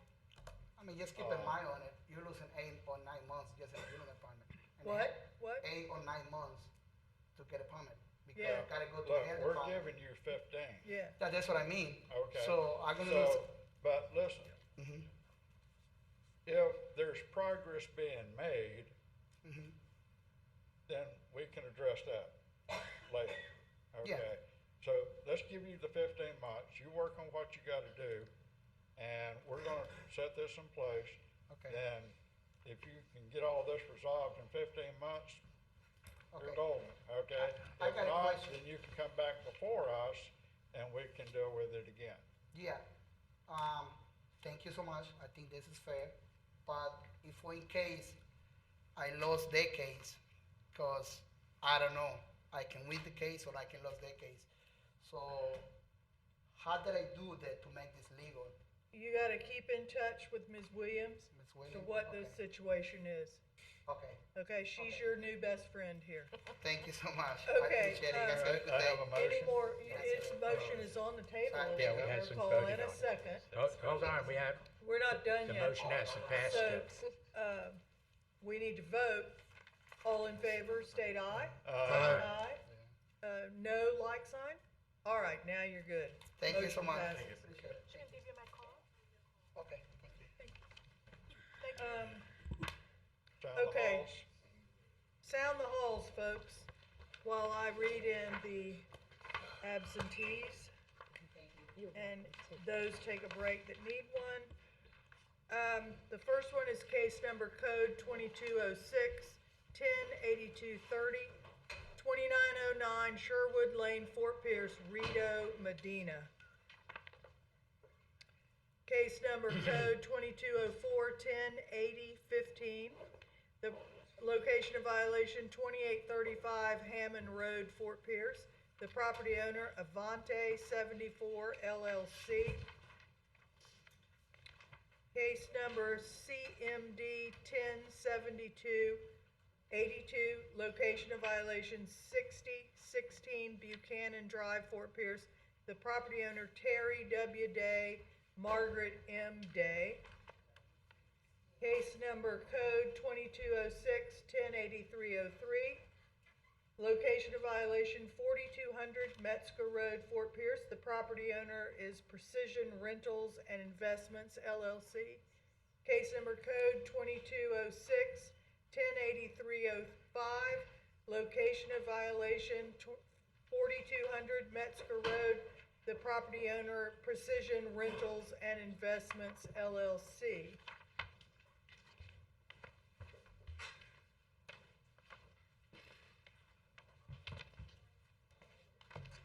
Case number code 2206, 108231. 2913 Sherwood Lane, Fort Pierce. The property owner is Min Chin. Case number code 2204, 108005. Location of violation 378 Bay Singer Avenue, Fort Pierce. Property owner Joanne Padden.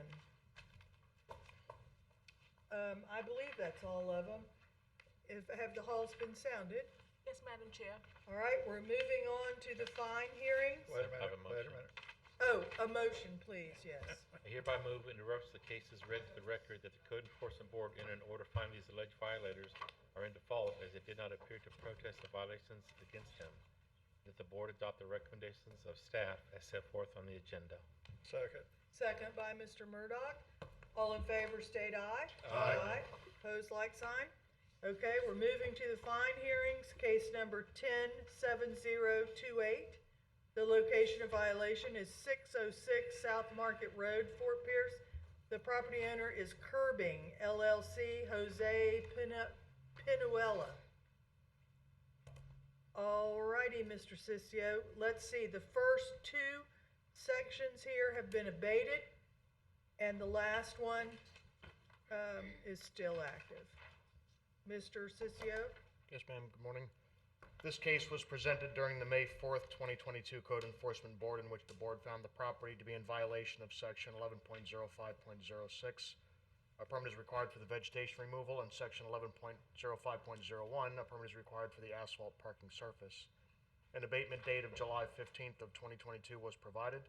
For the record, I'm resubmitting two photos, one taken on December 13th of 2021 and one taken on December 14th of 2021 at the property address of 606 South Market Avenue in Fort Pierce.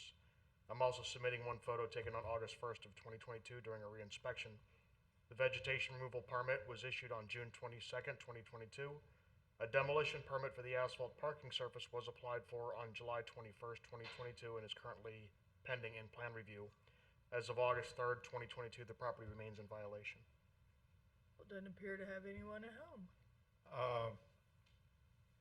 Has anybody been in contact with staff in regards to this asphalt permit? Yes, sir. I was in contact with the property owner yesterday as well as the contractor, and they needed to submit a ticket from 811 about digging in that back area. That was submitted yesterday. It's in the final stages of plan review. It shouldn't be issued too far here in the future. The next couple of days, I would imagine, be out the door. So you feel that they're working to get this done? Yes, ma'am, absolutely. Madam Chairman, I have a motion. Please.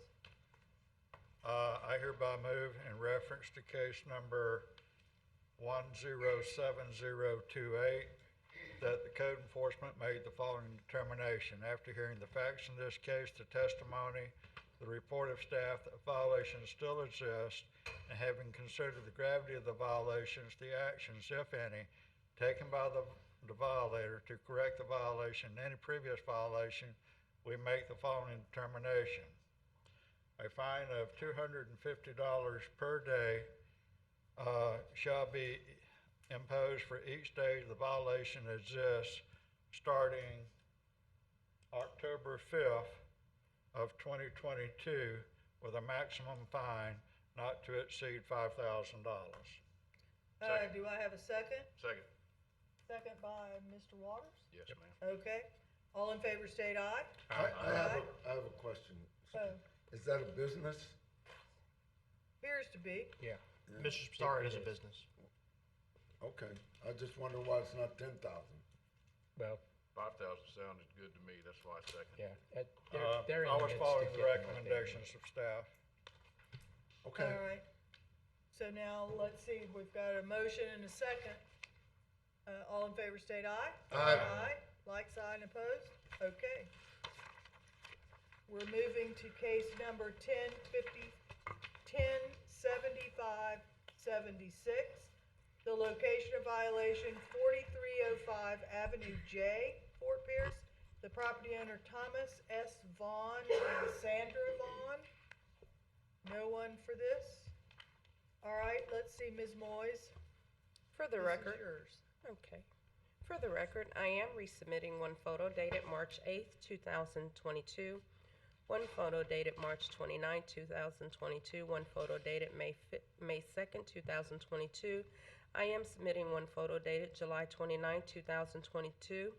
This case was brought to the May 4th, 2022 Code Board meeting for Section 11.05.01, building and sign permits to obtain a permit for the new door and for the work done around the door on the structure. At the May 4th, 2022 Code Board meeting, a representative for the owner was present.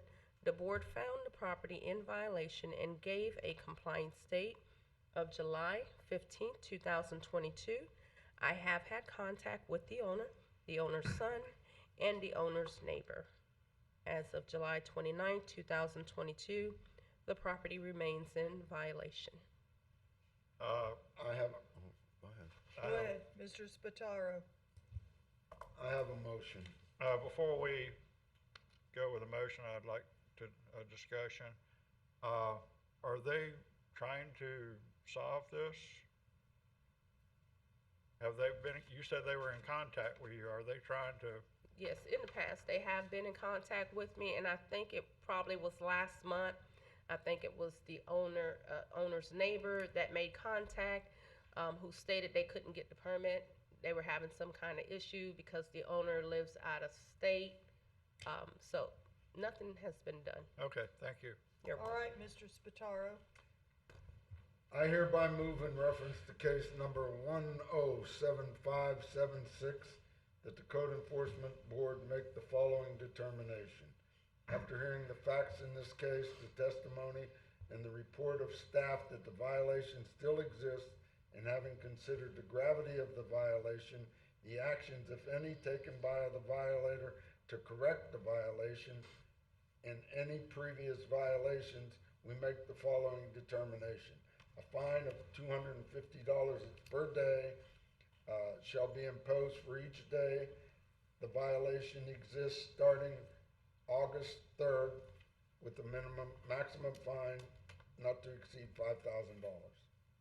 Second. Second by Mr. Pankos. Comments? All in favor state aye. Aye. Aye. Opposed, like sign. Alrighty. Case number 106031. The location of violation is 2402 Harbor Cove Drive, Fort Pierce. The property owner is James R. Seaman. The first section of the violations, the permit for the wooden stairs has been abated, and now we're waiting on the wooden railing. So the word railing needs to be added at the end. All right, let's see, am I swearing you in? Yes, please state your name and address and be sworn in. James Seaman, 2402 Harbor Cove Drive, Fort Pierce, 34949.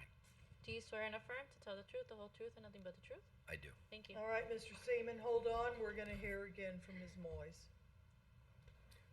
For the record, I am resubmitting one photo dated July 29, 2021, two photos dated August 19, 2021, one photo dated November 29, 2021, and one photo from the property appraiser's record card. I am submitting two photos dated May 31st, 2022, and one photo dated July 29, 2022.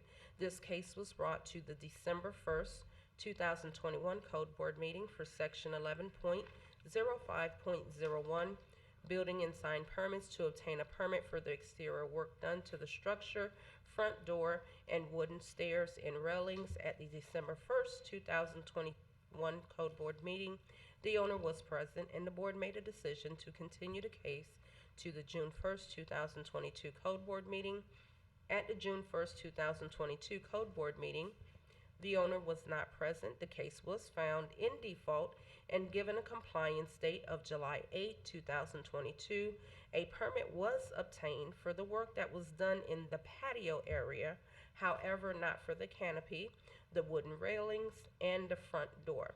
The property is still in violation. I have had contact with the owner.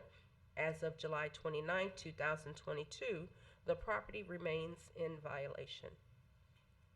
Sir, do you have anything to add to this? I do. Okay. So this has been a very long, frustrating experience. A lot of fault on my part. So it goes back a couple years. Obviously, I did an extensive renovation. I was homesteaded from Colorado, so I've been doing the snowbird thing until last year. And that I had two contractors, two individuals, St. Lucie residents, very talented carpenters, but obviously not that up to date on permitting. So what I was told was that if it was just a pure replacement, you did not need to pull a permit. If you're replacing a front door, you don't need a permit. I was told wrong information. Replacing a deck, there's a deck there, you don't need it. So I went ahead with the work. I've been trying to resolve this, but have been not here very often at all. I have made progress. So as Merlandi said, I did get a permit for the front door. I have applied for the permit for the rear patio. No, the rear patio has been permitted. Front door is in the system. And then the stairs and the stairs don't apply anymore because I took them down because they were not to code. So I had them redesigned, and it cost up $4,000 with Schlitt Engineering, which is also in the system. So I'm trying to correct this. I have been gone most of this year. Not that my tale of woes is your concern, but my oldest daughter is a single mom and recently had a child with no limbs. So I've been spending the bulk of my time in Charleston, South Carolina. We finished up a Habitat for Humanity house for them last month. So I've just not been here. It's been really difficult to take care of. I do plan on, following through and getting everything done. I'm most of the way there. I learned about the canopy or the overhang over the front door just this morning, because the code violation just says, please obtain a permit for the front door. I didn't know the roof over the front door needed a permit. So now I got to start that process, which I will. So, I've been to the county probably 7 times in the last couple months trying to get this rectified.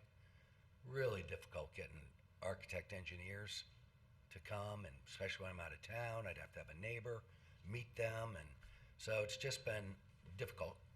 And, I apologize for how long this has been going on, my bad, and I am aggressively trying to take care of it all. Looks like you're maintaining the place while you're in absence, but Yes. Mr. Murdoch? Do you have a timeline as to when you think this might be resolved? I think, I've heard, that there's another meeting on November 2nd. I think that would be plenty of time to get, I think I'm in good shape now, except for the new canopy. So I'll start that process today or tomorrow. So however long that takes, and then the 2 are already in the system. Hopefully those will go through pretty good. Madam Chairman, I have a motion. All right, is there any other comments? For discussion, the motion you're making is for a continuation would be something I would support. Instead of continuing it, I was going to go ahead and make a motion with a start date of January 2023. The only reason I was going to suggest a continuation. Say again the date? January 2023. Continue on.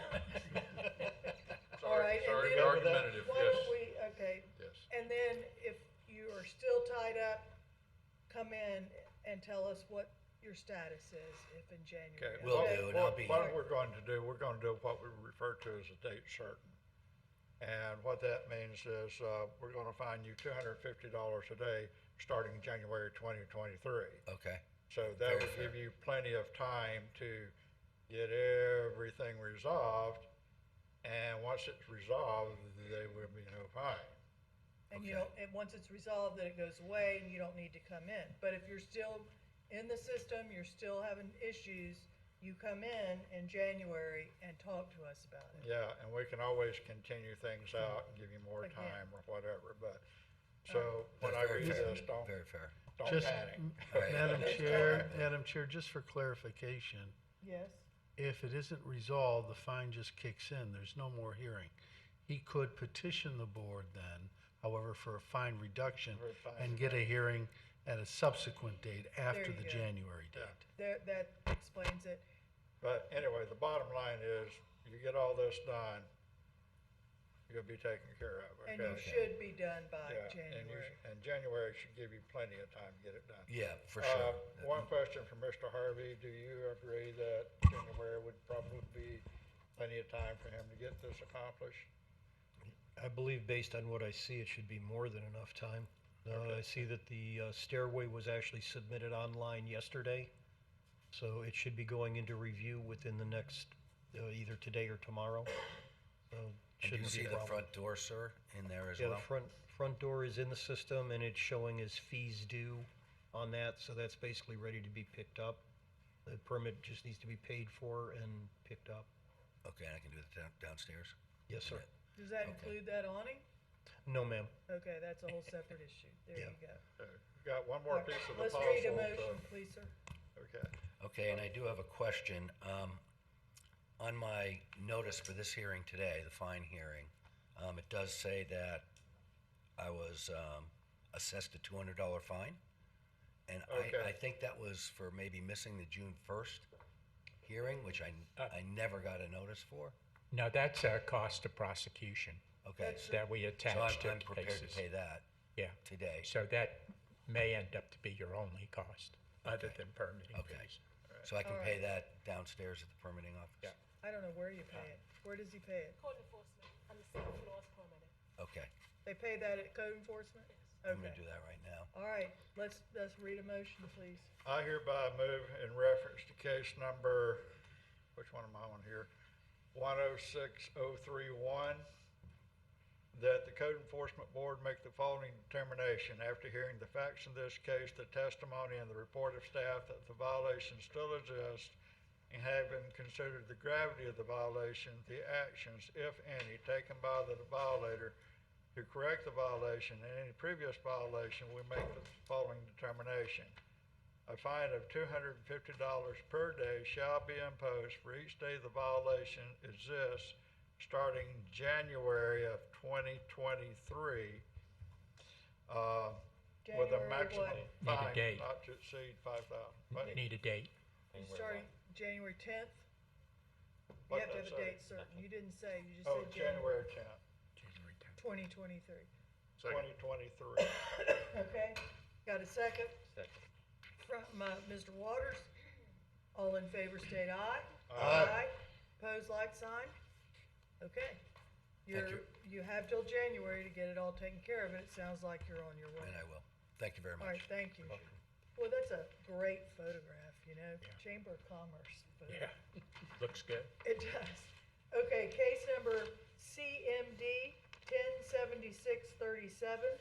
The location of violation is the lot next to 2211 North 44th Street, Fort Pierce. The property owner, Richard Walker Jr., Vicky L. Walker. Either Walker is here, no? Yes. Yes. Yes? Ms. George?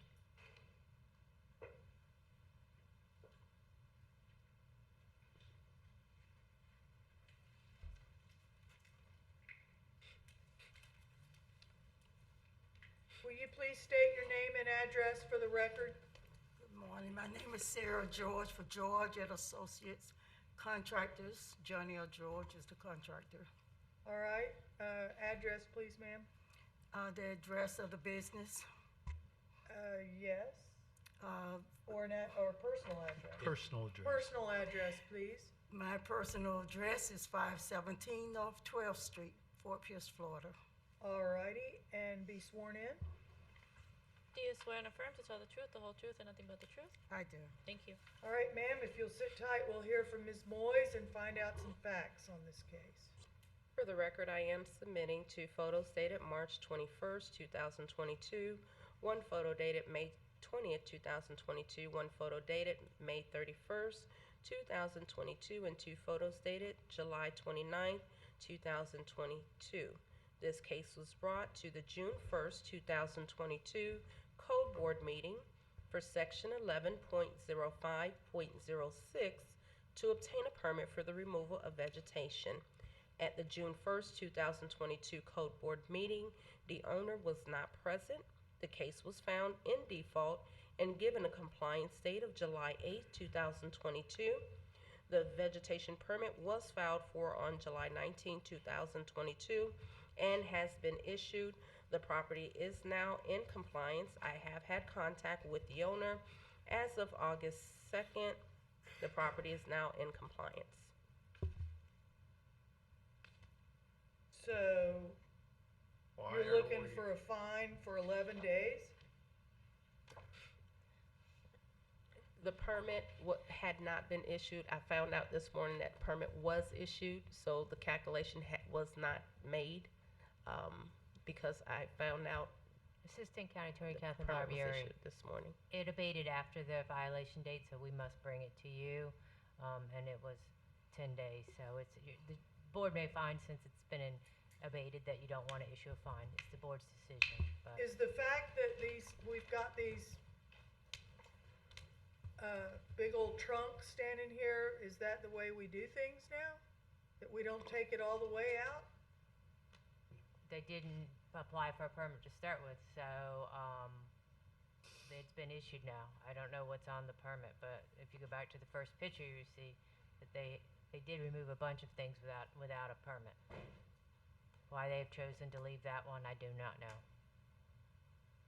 Well, we're here for a permit, Let's just say we're here for a permit. Somebody Right. give a, and they have the permit, is that correct? yes. Okay.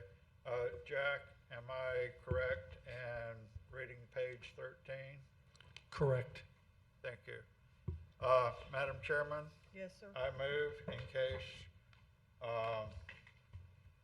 CMD 107662 that the Code Enforcement Board make the following determination. After hearing the facts in this case, the testimony. Madam Chair, that's the wrong case number. You read the wrong case number. Page 30, What? page 30. Page 30. I thought you read it right. Say it again, the case number. 107662? No. 637. Sorry, wrong one. 107637? That's it. Okay, sorry about that, folks. Let's try this again. I hereby move in reference to case number 107637 that the Code Enforcement Board make the following determination. After hearing the facts in this case, the testimony and the report of staff with regards to the existence of a violation, that we determine the violation has been abated and no fine is imposed. Second. Second by Mr. Taylor. All in favor, state aye. Aye. Like sign, no. All right. Ms. George, you're good to go. There's Thank another you. case. Up is the next case, number 5. Yes, there's the another same case. person. Okay. Case number CMD 107662. Location of violation 2214 North 45th Street, Fort Pierce. Property owner Richard Walker Jr. and Vicky L. Walker. We've already sworn you in. What is your connection to the Walkers? No, I'm no connection with them. I'm connected with George and Associates Contractors. Okay. All right, and this is for about the wooden fence. Ms. Yes. Moyes, tell us the story, please. For the record, I am resubmitting one photo dated March 21st, 2022, one photo dated May 9th, 2022, two photos dated May 20th, 2022, two photos dated May 31st, 2022, and one photo dated July 29th, 2022. This case was brought to the June 1st, 2022 Code Board meeting for Section 11.05.01, building and sign permits to obtain a permit for the wooden fence. At the June 1st, 2022 Code Board meeting, the owner was not present. The case was found in default and given a compliance date of July 8th, 2022. I have had contact with the owner. As of July 29, 2022, the property remains in violation. All right, now you may talk, Ms. George. What is the problem with getting a Yes. fence permit? We do have the survey. We obtained it just recently. And on yesterday, I tried to input it into the system with the help of the staff, and they were unable to do that. So we are working on that. Input it This into is the second or third person that said they've had trouble with the system. Is this all part of what you were telling me about the case numbers and everything? When are we gonna have this fixed? But the case number's gonna stay that. Right, but the Permit and citizen input. Doug Harvey, building official. What is happening is it is a new system and people are learning it. It's not really that the system is broken for the most part. It's a matter of people learning how to do it. Our staff has been working diligently with anyone that comes in to show them the proper method of attaching items. Generally, what we've been finding is that there is a last button that has to be clicked on to actually make sure things get attached. Okay. And people are getting used to that. All right. Thank you. This isn't called Workday by chance, is it? We Is have it- that where I work, and it's like, yeah, they hide one button down here in the lower left corner you gotta click, and you never see it because it said, Madam Chairman, Wait a minute, is it easier than what we used to have? All through, all done, is it easier? Doug Harvey, building official. Yes, overall, it's a much more efficient Okay. process and it Then we'll- allows then people to we'll- actually do it remotely. All right, then we'll be patient. Proceed, Mr. Murdock. Uh, Let's see, wait, I have hold on 1 minute. So you're going to get the permit? I've forgotten what you We said. have, I believe we have the permit. We just, Not for the For the fence, you all gate, have the yeah, for- vegetation you got the permit, gate. but the fence permit you So- still need to But you're obtain. going to get it. Yes, All right. we should have it by next meeting. All right, go ahead, Mr. Murdock. Did you say that she's applied for it? It sounds like she's trying to get it done. Yes. we're You trying. have applied? We were trying to put Oh, it in the okay, system. I got you, Yes, okay. yesterday. All right, Madam Chairman, in reference to case number CMD 107662, I hereby move that the Code Enforcement Board make the following determination. After hearing the facts in this case, the testimony, and the report of staff, that the violations still exist, and having considered the gravity of the violations, the actions, if any, taken by the violator to correct the violation and any previous violation, we make the following determination. A fine of $250 per day shall be imposed for each day the violation exists, starting October 5th of 2023, with a maximum fine not to exceed $5,000. Does anyone have any comments on that or a Yeah, second? Did I say that- 2023? Yeah, you said Yes. 23. Yeah.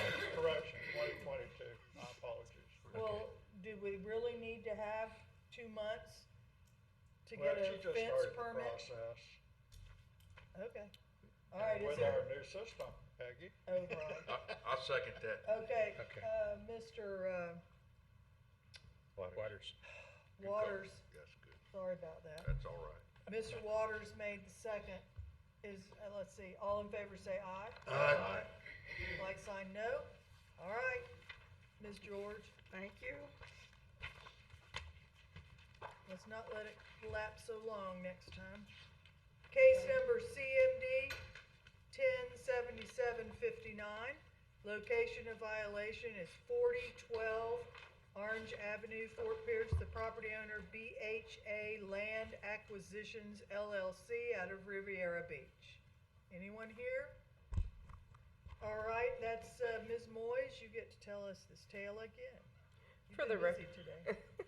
For the record, I am submitting one photo dated April 19, 2022, one photo dated May 12, 2022, one photo dated May 20, 2022, one photo dated May 31, 2022, and one photo dated July 29, 2022.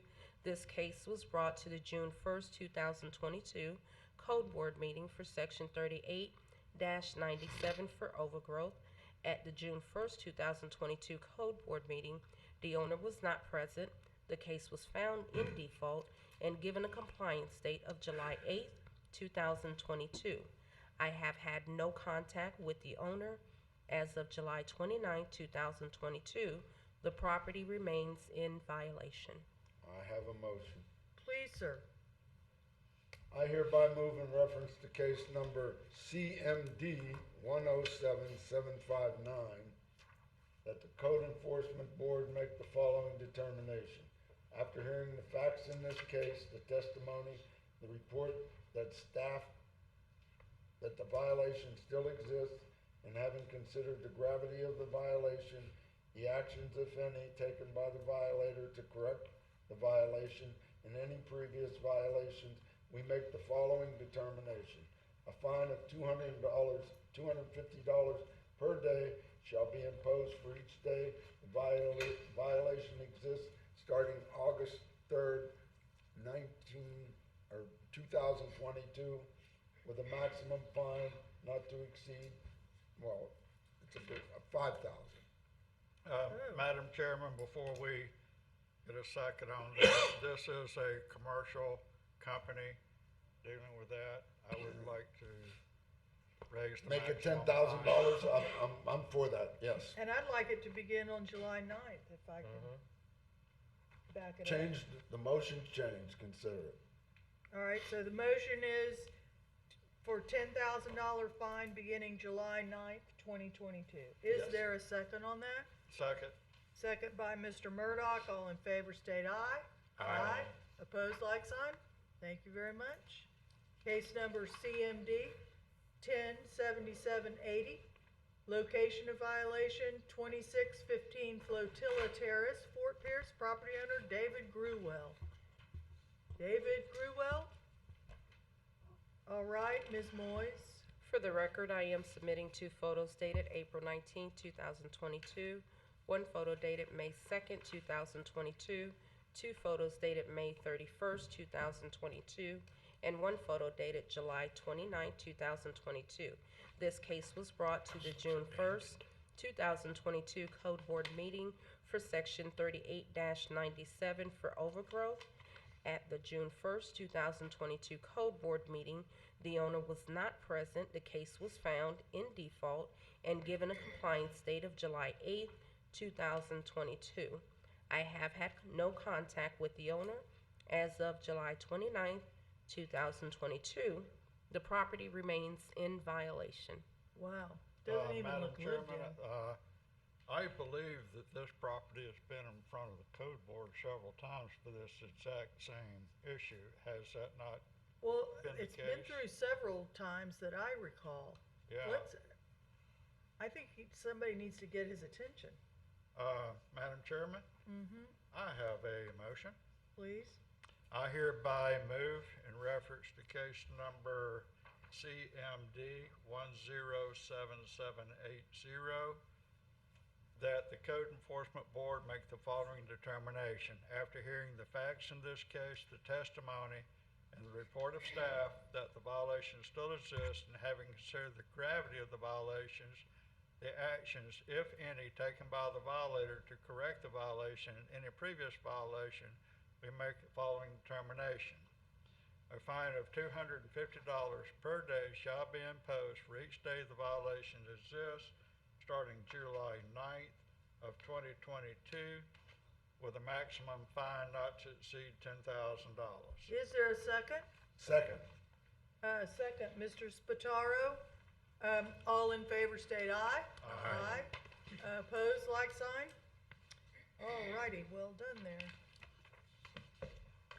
Case number CMD 107659, the location of violation 4404 Evergreen Avenue, Fort Pierce.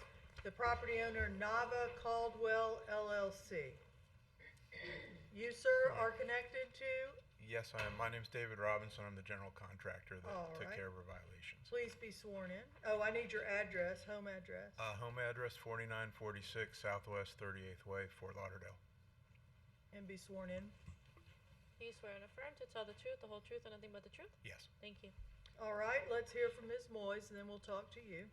For the record, I am submitting 1 photo dated March 21st, 2022, 1 photo dated April 28th, 2022, 1 photo dated May 31st, 2022, and a photo from the property appraiser's record card. This case was brought to the June 1st, 2022 Code Board meeting for Section 11.05.01, Building and Sign Permits to please obtain a permit for the new door, new windows, and the exterior work done to the structure. At the June 1st, 2022 Code Board meeting, the owner was not present. The case was found in default and given a compliance date of July 8th, 2022. On July 8th, 2022, a permit was applied for the remaining violation for the exterior work that was done to the structure. The permit was issued on July 22nd, 2022. The property is now in compliance. The property was in violation for 13 days, and staff recommends that no fines be imposed. All right, do you have anything to add to that? No, that sums it up. All right. Gentlemen, do y'all have any comments here on the board, I have a motion. please? I hereby move in reference to case number CMD 107659 that the Code Enforcement Board make the following determination. After hearing the facts in this case, the testimony, and the report of staff with regards to the existence of a violation, we determine the violation has been abated and no fine is imposed. Is there a second? I'll second for a quick comment. All right, Mr. Waters, go ahead. I hesitantly second that based on the photograph that I'm looking at right now. I hope that the property will end up looking way better than, you know, what I see there, uncut grass and weeds growing at the front door. it seems there are other violations, the way the yard is kept, in my opinion. They've been taken care of already. That picture, I believe, is from May, and Okay. the yard's been cleaned up. They were previously cited for that, in Right. which the grass was cut and that section was abated. Yeah, based on like I say, the card, at the appraiser's office and this, Yeah. you get the point. Just for your information, the property appraiser's picture was from years prior to when the owner purchased the property, and she lives in Israel. Right. So we legalized what was done prior to her buying it to make sure that it all complied with what the. Is it her intent to live there? No, it's actually under contract, and it's been sold and waiting for these to be cleared up so they can move forward with the closing. Okay. All right. Thank you. We've got a motion and a second. All in favor, state aye. Aye. Opposed, like sign. Thank you very much, sir. Thank you. Case number 10-7265, location of violation, 8501 Champions Way, Port St. Lucie, the property owner, TWC Port St. Lucie LLC, out of New York, New York. Sir, will you state your name and address, please? My name is Tim Whaley. My address is 2410 Nebraska Avenue, Fort Pierce, Florida, 34950. And do you need to be sworn in? I Are do. you an attorney? No, I'm All right, the please. GM for the hotel. I beg your pardon? I'm the GM for the hotel. Okay. This is a hotel? Yes. Okay. Well, please be sworn in. Do you swear and affirm to tell the truth, the whole truth, and nothing but the truth? I do. Thank you. All right. Let's hear from Mr. Guevara. Thank you, ma'am. For the record, I am resubmitting 3 photos dated May 23rd, 2022. I submitted 1 new photo dated August 1st, 2022. The photos depict the hotel in question. This case is brought to the June 1st, 2022 code enforcement hearing and found in default violation of section 42103, payment of tax prerequisite to engage in business, no BTR for hotel business.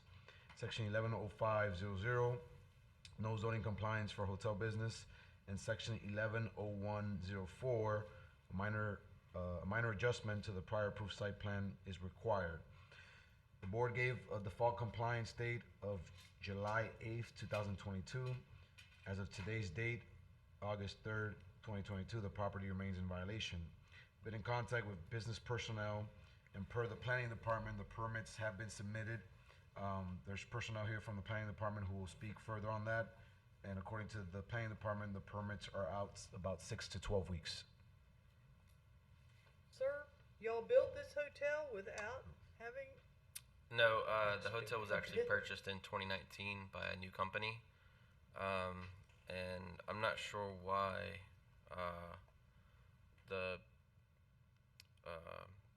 the conditional use agreement was changed. Nothing in the hotel has changed, just the ownership. We did a renovation, which just included painting the outside, the interior, changing beds, things like that. But nothing as far as the use of the hotel has changed. When there's a change of ownership, conditional use is required, and that's why they were cited. all right. And a new zoning compliance is required as well, because it's a new business. It's somebody else owning the hotel. All right. Change of name. I beg your pardon? Change? So, and a change of name. All right then. So does staff have anything to add? Certainly, good morning. As Josh explained, both the conditional use approval and the zoning compliance do need to be updated when there's a change of ownership. It's a relatively straightforward process. For whatever reason, it was not completed at the time that the business changed ownership. They have now submitted their application for the conditional use adjustment and for the zoning compliance, and they are just working their way through the system. We're aware of there being no changes and are not aware of anything that would complicate issuing the new approvals. Why didn't anybody show up at the June meeting? Why was it in default, sir? That was my fault. I had a personal issue with my son, and I wasn't able to make it. And everyone else is from New York, so no one was able to come in such short notice. So, All right. I have a question. Please. How long, how much time? Probably about 3 months just to get through all the approval orders. Once the conditional use adjustment is complete, we can process the zoning Okay. compliance. Madam Chairman, I have a motion. All right. I hereby move in reference to case number 107265 that the Code Enforcement Board make the following determination. After hearing the facts in this case, the testimony, and the report of staff that the violations still exist, and having considered the gravity of the violations, the actions, if any, taken by the violator to correct the violation and any previous violation, we make the following determination. A fine of $250 per day shall be imposed for each day the violation exists, starting January 4th, 2023, with a maximum fine not to exceed $5,000. Second. A second by Mr. Taylor. All in favor, state aye. Aye. Aye. Like sign, the same? All right, sir, you've got till January. Let's get it done. Thank you so much. Thank you so much. Case number 107193 is continued from July 6th. The location of violation is 7870 Germany Canal Road, Port St. Lucie. The property owner is Jonah Martinez, Maria Martinez. Yes. Oh, thank you. State your name and address, please. Maria Martinez, 662 Southeast Starfish Avenue, Port St. Lucie, Florida, 34983. All right, bear with us. Oh, you need to be Wait a sworn minute, in. let her get sworn in. Do you swear and affirm to tell the truth, the whole truth, and nothing but the truth? Yes, I Thank do. you. All right, Mr. Guevara, please. Yes, ma'am. For the record, I am resubmitting one photo dated February 28th, 2022, and submitting one new photo dated August 1st, 2022. This case was brought to the March 2nd, 2022 Code Enforcement hearing and found in violation of Section 110501, mobile home on the property without a permit. The board gave a compliance date of June 30th, 2022, or a 250 daily fine. At the July 6th, 2022 fine hearing, the board continued the case to today's hearing. Permit 2202-0641 was issued on July 8th, 2022. As you may recall, this was the case where there was an issue with the fees last month. The property owner had all the intention of complying, but because of the fees issue, she was not able to comply by the date, but she now is in compliance, and staff is recommending that no fine be assessed to the property. Questions, gentlemen? Does anyone have a motion? Madam Chairman, I hereby move in reference to case number 107193 that the Code Enforcement Board make the following determination. After hearing the facts in this case, the testimony, and the report of staff with regards to the existence of a violation, we determine that the violation has been abated and no fine is imposed. Is there a second by Mr. Taylor has a second. All in favor, state aye. Aye. Do you have anything to, all right. Good with that. Motion passes. Have a good day. Thank you, you too. All right, now, case number 107188 is continued from July 6th. The location of violation is 4500 Barcelona Avenue, Fort Pierce. The property owner is Affordable Housing of Florida, LLC. Ma'am, will you please state your name and address for the record? Kate Simmons. My address is 2309 Tamarind Drive, Fort Pierce, Florida. And be sworn in, please. Do you swear and affirm to tell the truth, the whole truth, and nothing but the truth? Yes, ma'am. Thank you. All right, we'll hear from Ms. Moyes. For the record, I am resubmitting one photo dated October 7th, 2021 from a previous case number 102468, one photo dated November 19th, 2021 from a previous case number 102468, one photo dated January 10th, 2022, one photo dated March 24th, 2022, one photo dated April 4th, 2022, one photo dated July 1st, 2022, which I am submitting, and one photo dated July 29th, 2022, and also August 2nd, 2022. This case was brought to the April 6th, 2022 Code Board meeting for Section 11.05.01, Building and Sign Permits, to obtain a permit for the relocation of the fence by contacting the permitting department. At the April 6, 2022 Code Board meeting, a representative was present. The board gave a compliance date of June 15, 2022. Due to non-compliance, the case went to the July 6, 2022 fine hearing meeting. The manager, Kate, was present. The board made a decision to continue the case to the August 3rd, 2022 Code Board meeting. The fence has been relocated. However, a permit is still required to ensure that the fence is within the property line. I have had contact with the owner. As of August 2nd, 2022, the property remains in violation. All right, Ms. Simmons, what is your connection to Affordable Housing of Florida? I am the property manager. Okay, is there something you don't understand about what's required with a fence in this No, ma'am, county? I understand. It's Mr. Hatfield that doesn't seem to get it. So I spoke to him this morning, and I guess the decision has been made that we're just gonna go ahead and tear the fence down.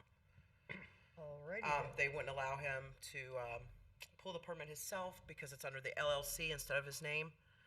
And I tried to get Mr. Hatfield to understand that after the last hearing I came to. So he says, well, just put it back where it was before then. And that's what happened. It got put back where it was. Miss Moyes called me, and she says, you know, he still has to have a permit. I said, I understand that. She said, well, why don't I call Mr. Hatfield? I said, please do. Because here's what happens. He somehow thinks that these things are fault of mine because I'm the property manager. When he gets fined, he charges me back 10%.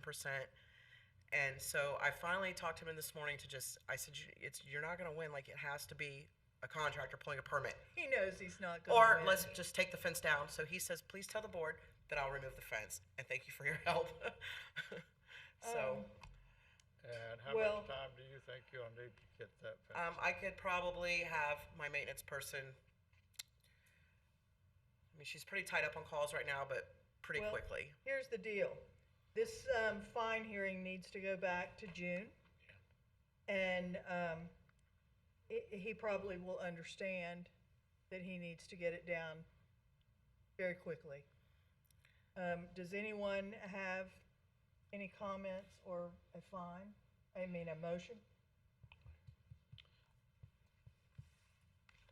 Mr. Hatfield knows better than this. Okay, Madam Chairman, I will make a motion. All right? I hereby move in reference to case number 107188 that the Code Enforcement Board make the following determination.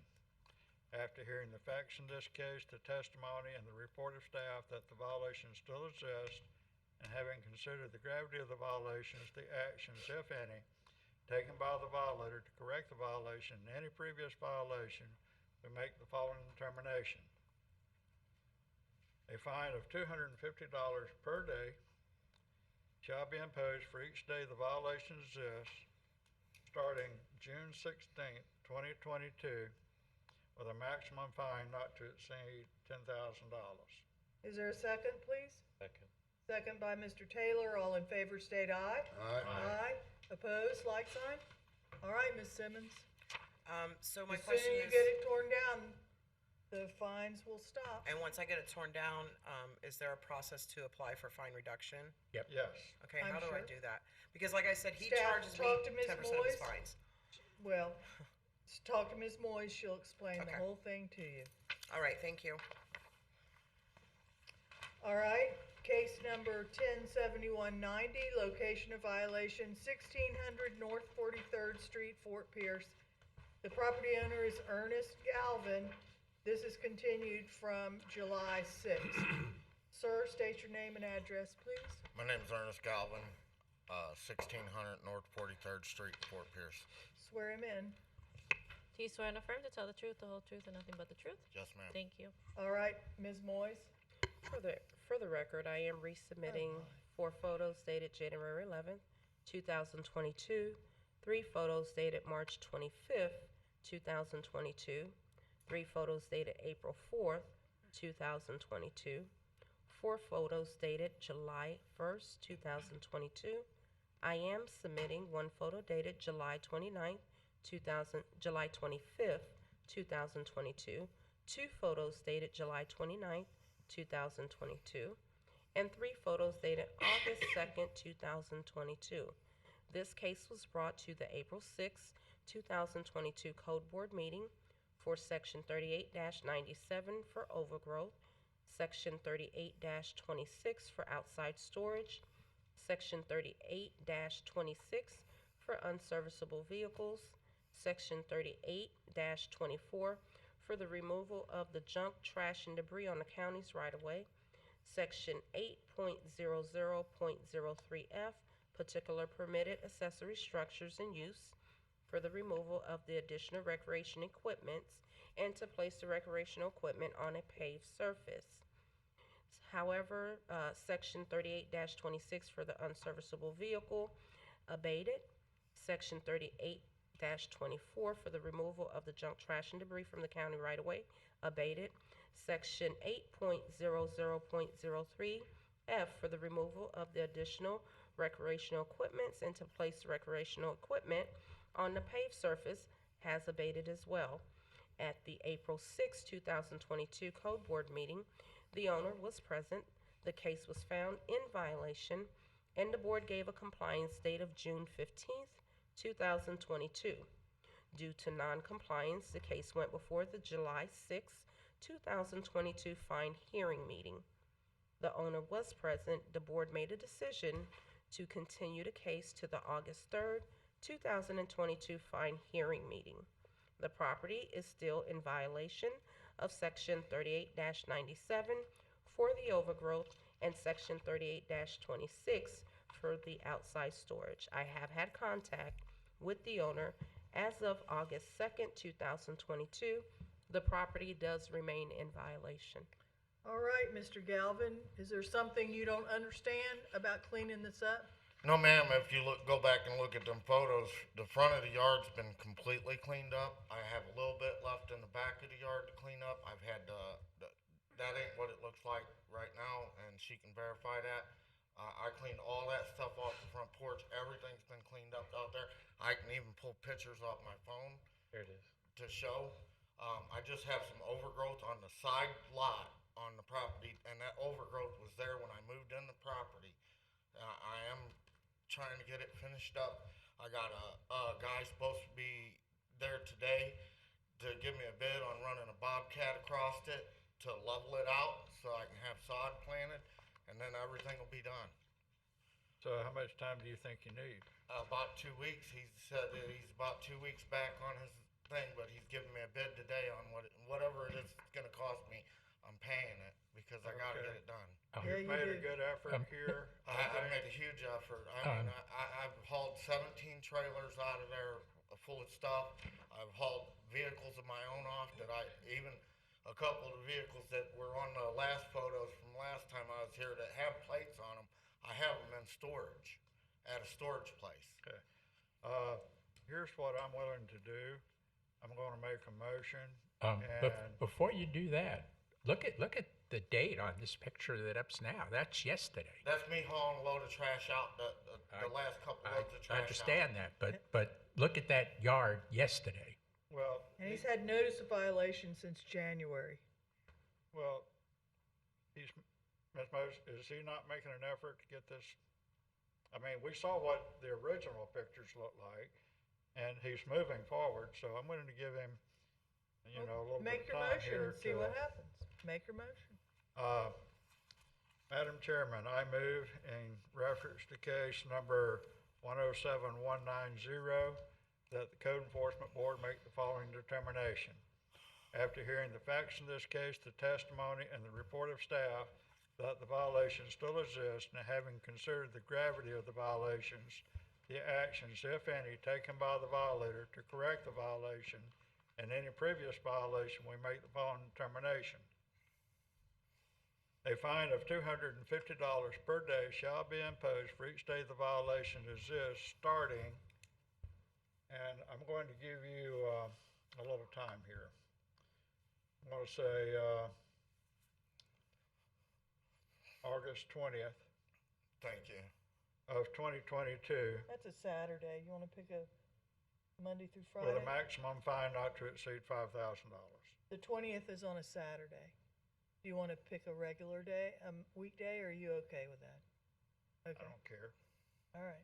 He- So, I'm just giving him a couple of weeks to finish up what he started. all right, so till the August 20th with a fine, $250 a day, maximum fine $5,000. Correct. Gentlemen, do I hear a second? Second. Second by Mr. Spataro. Under discussion. You please. This has been going on since January.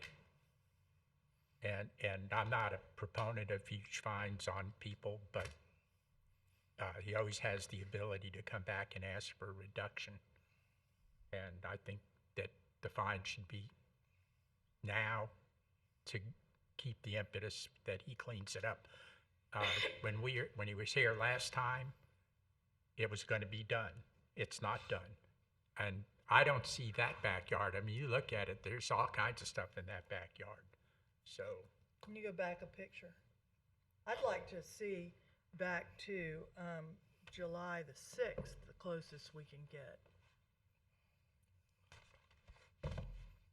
All right, there's the first. Okay? Before I vote on it, may I ask you, sir, how did the yard get to this shape? I had a kid living at my house.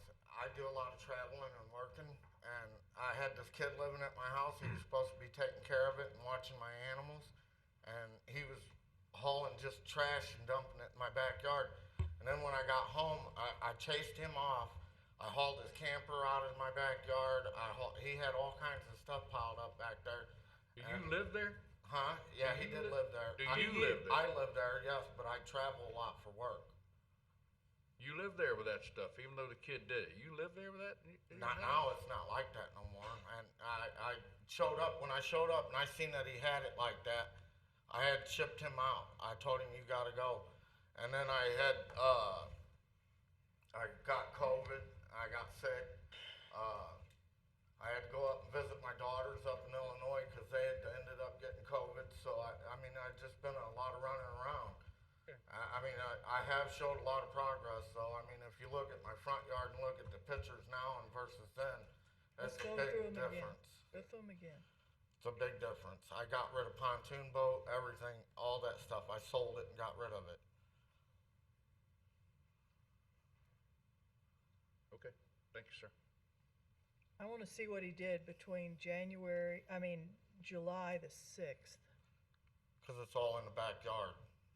And the tires are removed from up in the front. There's no, he said something about putting them in the backyard, but I just hauled them off to All the right, dump. now look here. So this is the 25th, 29th, 29th, and the 2nd. Can I So show you guys my ADT? It shows my entire backyard. There's still a lot of, what's that black thing back there? That's a trailer. I have 2 trailers on my property right now. That one that you see hooked to the back of the truck and that black one in the back. All right, gentlemen, we have a motion on the table. Do you want to have a vote on it now? Or does call the any- motion. Huh? Call the motion. Okay. Madam Secretary, will you read the roll, please? Mr. Waters? Yes, ma'am. Mr. Spatero? Yes. Mr. Pancoast? No, ma'am. Mr. Murdoch? Yes, ma'am. Mr. Taylor? Yes. Ms. Monahan? No, ma'am. So we're at 4 to 2. The motion passes. Thank you So guys very you much. have And 2 you won't weeks to forget- finish. I'll be back in here because I want to show you guys that I did get it done. Well, And I'll you- take photos and print them off. Need to- As well as she's gonna come and take photos. And you call Ms. Moyes and tell her when you're done, because you're gonna have to get to work. Yes, ma'am. Okay. Another case continued from July 6th. What'd y'all do, run out of time? Case number 107220, location of violation 2214 South 40th Street, Fort Pierce. The property owner, Dwayne Sanders.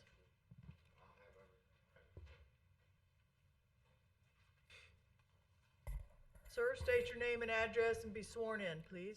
Stephen Denny, 21 Harbor Isles Drive, Unit 101, Fort Pierce, Florida.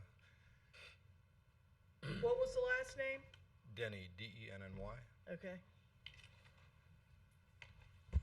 Do you swear and affirm to tell the truth, the whole truth, and nothing but the truth? I do. Thank you.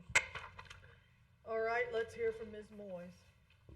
For the record, I am resubmitting 9 photos dated January 14th, 2022, 5 photos dated April 25th, 2022, 3 photos dated May 2nd, 2022, 3 photos dated July 1st, 2022.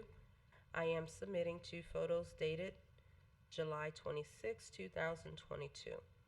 This case was brought to the May 4th, 2022 Code Board meeting for Section 38-26 for outside storage and unserviceable vehicles. At the May 4th, 2022 Code Board meeting, the owner was not present. The case was found in default and given a compliance date of June 3rd, 2022. Due to non-compliance, the case went before the July 6th, 2022 fine hearing meeting. The owner was not present. However, there was a gentleman present who stated he closed on the property on July 5th, 2022, and requested more time to bring the property into compliance. The board made a decision to continue the case to the August 3rd, 2022 fine hearing meeting. The property was re-inspected on July 26th, 2022, and was found to be in compliance. Staff recommends that no fines be imposed. Is this the same piece of property? All I want to say is thank you for giving me 30 days. Thank you for cleaning that up. The neighbors have to be. And I think you overjoyed. had twice what the other guy had. I don't know and how you're he had cleaned up. 17 truckloads, but I did have 14 dump truck loads going out there, and that does not count the steel scrap and vehicles that left that property. Holy I have moly. never hauled so much out of a single piece of property. But anyhow, we're not done, but we're done With that part. with that part. Outstanding Chairman? job. I have Yes, a motion. please. I hereby move in reference to case number 107220 that the Code Enforcement Board make the following determination. After hearing the facts in this case, the testimony, and the report of staff with regards to the existence of a violation, that we determine the violation has been abated and no fine is imposed. Second. Second by Mr. Pancoast. All in favor, state aye. Aye. Boy, I wish you had come ahead of that other guy. Honestly, I was just sitting here because I buy property. I go, man, there's more properties to be bought here. People don't show up and it's still bad. So thank you for your time. You bet. Thank you for what you Thank did. you for what you do. All right, continued from June the 1st and July the 6th, we have case number 106929. The location of violation is 5001 Emerson Avenue. The property owner is Treasure Coast Commercial Holdings LLC out of Vero Beach. Now, we have some that have been abated. The first one, section, let's see, for the soffits, that's been abated. All the way at the end, it's not the last one, it's the one above it, the two above the last one, for holes in the exterior and the floor caving in. Both of those have been abated. We still have 1, 2, 3, 4, 5, 6 total sections to deal with. Mr. Torres, you're going to speak Yes, after ma'am, this? I'm representing Mr. Tatone with our Okay, Treasure hold- Coast through the, Hold on a minute, and we'll call Ms. Williams. Hope you Yes, brought lunch. Did we lose Mo? No.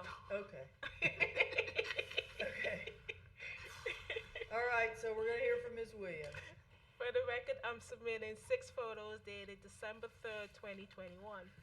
This case was brought before the March 2nd, 2022 Code Board meeting.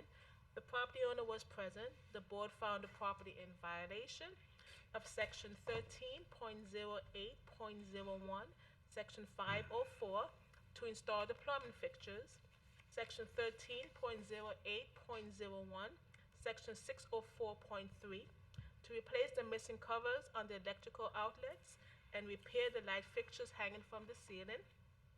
Section 13.08.01, Section 305, to repair the floor that's caving in and the walls. Section 11.05.01, to obtain a permit for the AC unit.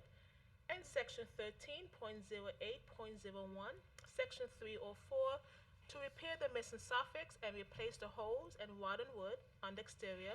This section has been abated.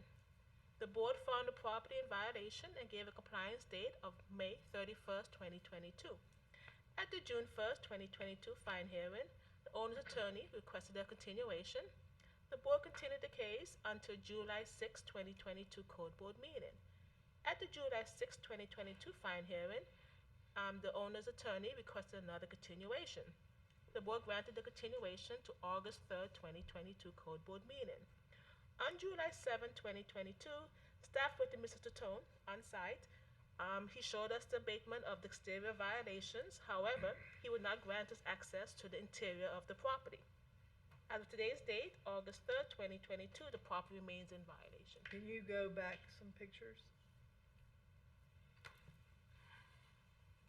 All right, Mr. Torres.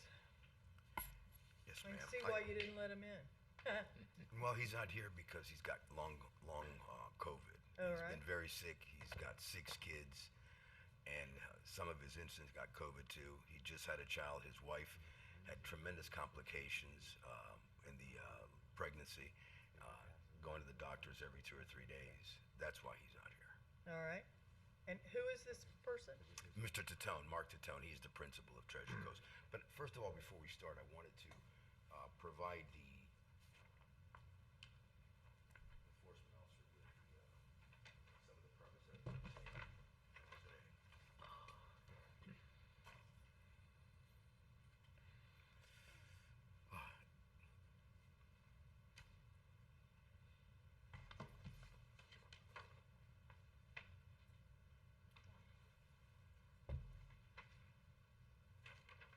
TikTok, Josh.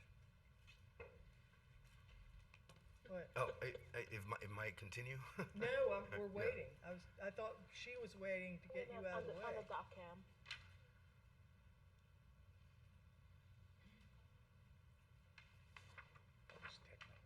Yeah, they're here to make our lives easier. Yeah.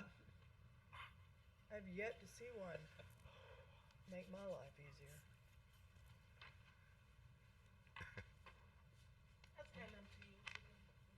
Yeah, pass them Here I down. was hoping to get ahead of Okay, what do we got here? All right, proceed, Mr. Torres. Thank you, Madam Chairman. I can, I'd like to address the problems that You want to bend that down so we can, thank you. I'm real tall in my own mind. That wasn't my intent. Mine. 7 foot tall We guy gotta ahead of you. we gotta make light of a bad situation. All right, Okay? let's hear it. Um, Quickly. I'm gonna try as quick as I can. The COVID situation really put a damper on Mr. Tatone's business. It's a small business. He doesn't have thousands of buildings or that kind of thing. So he received this, and he's been trying to get everything done. What happened here, and originally, I don't believe you know the facts of what happened. The tenant here at 501 Emerson didn't have legal occupancy of the unit, but convinced the code officer that showing 2 pages of an 11-page lease was that he had a lease in that unit. They were never shown the fact there was no lease to that unit. The unit has not been rented. It's been empty. The power has been shut off to make sure that nobody uses that unit due to safety issues. Nobody has been harmed. There's no public vantage point. The surroundings, it's all inside, other than the minor problems on the outside that have been abated. They've secured an electrician, a plumber, and an air-conditioned tech to get the permits, and they're actively trying to get everything done. Mr. Tatone even contacted me to see if I knew any contractors in July. I said, I don't know any contractors that can help you. He's had a hard time getting contractors, and the long COVID has really affected him and his business as a result of this. So I'm asking. What is his business? Rental houses? Yes, ma'am. All right. Yes, yeah. Some commercial. I think a couple of commercial. The rest are residential. And that's what he's asking. You know, the members, people who had business of this sort, were not getting paid rent, and the government started helping people. And a lot of those people didn't pay their rent. But Mr. Tatone's mortgages didn't stop. He didn't get any abatement on that. He didn't get any break on that. So he had to borrow money and lose money. This has been just ongoing problem to some business owners. So And what's he gonna do? what we're asking is that based on the work that he's done and he's continuing to do, that you set a fine to start at $250, 60 days from today, to allow him to complete this. We're not saying, look, we're trying, or he is trying everything he can to do this, and that's his request. I think he should be able to complete this within a month, but I just want to make it safe because I know all the complications. All right, let's hear what our gentlemen up here have to say. Has anybody got anything? Yeah, I have a question. The name Mr. Tatone sounds familiar to me. Are you aware if we had other cases in front of this board? Yes, sir. Not only that, I was wondering why I don't get any notices of these orders and stuff. And I just realized that you folks have I just noticed that you have an office of mine that the address is like 4 or 5 years old. I haven't been getting any of these things until I come here, or I have some interaction with Ms. Barbieri. Well, It seems like me, I have a memory, I'm not sure if this gentleman had another property over off of North Beach that was in here. This is the same one, the Yes, this is multi-story? the Tamarin. Yes, it is. That's who you're representing? Yes, sir. And I'm only asking this because if I'm establishing a pattern of this kind of behavior of not taking care of apartments, while I understand the hardships, COVID and all that stuff, you got a business of rentals, and if it's a property I'm thinking of from times past, that one was fairly egregious. So, does it? seeing a little bit of a pattern here. I'm seeing a pattern. This looks like somewhat similar situation, and I know you're here just to defend this one. No, and we'll defend that other one if we have to. This whole situation, the reason he has been set back for it, it's very easy for me to come. I just spent a month in bed with COVID, and I was double shot and boosted. It was horrible. Yesterday was the first time that I go out and drive and do work, actually. And this has been compounded. He is he's ready to fix everything. And this is not the only property. It's not a pattern. The pattern was caused by COVID. And it's very easy for us to sit on the outside looking in. Well, why has it taken you this long? It took him 3 weeks to find 2 contractors. So and everybody that have come before this board has said we're having problems getting contractors, engineers, electricians, and there's nothing they can do about it. So they have to go with the flow, whatever the flow of the business that's ongoing, and the current atmosphere is what people have to abide by. We're not asking you not to fine him. If you want to punish him, but give him that shot to finish it. Okay, I have a motion. all right, I was gonna say, we've continued it as a fine hearing from June and July. So it's time to make the motion. I have a motion. I hereby move in reference to, it's on the other page. It's on the, it's 106. Hold on, Mr. Spataro, it's on page 106, 40. 929. Yep, and the recommendations are on page 41. If you flip over. Oh, Got it? okay. Okay. I hereby move in reference to case number 106-929, that the Code Enforcement Board make the following determination. After hearing the facts in the case, the testimony, and the report of staff that the violation still exists, and having considered the gravity of the violation, the actions, if any, taken by the violation to correct the violation and any previous violation, we make the following determination.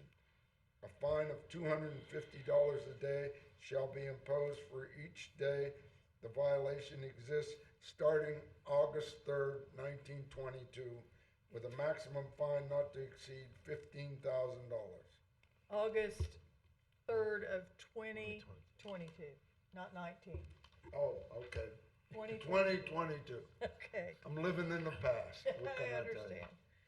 Okay, and then the maximum fine not to exceed 15,000. Is there a second? What was the date? August the 3rd, 2022. Today. Today. Is there a second? I'll second. Now that it's been seconded under discussion, Pete, would you consider changing that to the June 1st date? That's recommended by staff. The June 1st, 2022 instead of today? No, that's fine. I'll go with that. So you're amending your motion to June 1st, 2022? June 1st. All right, Is there Mr. still Waters? I will amend my second for that. All right, so now we're voting on a fine of $250 a day beginning on June 1st, 2022, with a maximum fine not to exceed $15,000. Everyone understand? There's a motion and a second. All in favor state aye. Aye. Opposed, like sign? All right. So there is that case. We have to move on. Nope, I have an addendum here on your paper, a loose sheet of paper, continued from July the 6th, the case number 10-7101. The location of violation is 2305 Tambourine Drive, Apartment 3, Fort Pierce. The property owner, Adamark Properties, LLC, out of Sebastian. Mr. Torres, you sticking with this one? Yes, ma'am. All righty. Let's see, Ms. Moyes? For the record, I am resubmitting 6 photos dated January 4th, 2022. I am submitting 5 photos dated June 30th, 2022. This case was brought to the March 2nd, 2022 Code Board meeting for sections 13.08.01 Standard Housing Code, Section 304, exterior structure, to please repair the sliding glass door and lock, Section 13.08.01 Standard Housing Code, Section 305, interior structure, to please repair the holes in the walls and ceiling, Section 13.08.01 Standard Housing Code, Section 504, plumbing systems and fixtures, to please repair the overflowing toilet. At the March 2nd, 2022 Code Board meeting, the owner was present. The board gave a compliance date of May 31st, 2022. The case then went to the June 1st, 2022 fine hearing meeting. The owner's attorney, Juan F. Torres, requested a continuation. The board made a decision to continue the case to the July 6th, 2022 Code Board meeting. At the July 6, 2022 fine hearing meeting, the owner's attorney requested another continuation. The board made a decision to continue the case to the August 3rd, 2022 fine hearing meeting. The property was in violation from May 31st, 2022 to June 30th, 2022. The case abated on June 30th, 2022. The property is now in compliance. Do you have any photographs of the property in compliance? It should have been in there. I beg your pardon? It should be in there. On June 6/30? 30th, yes. The photos dated June 30th.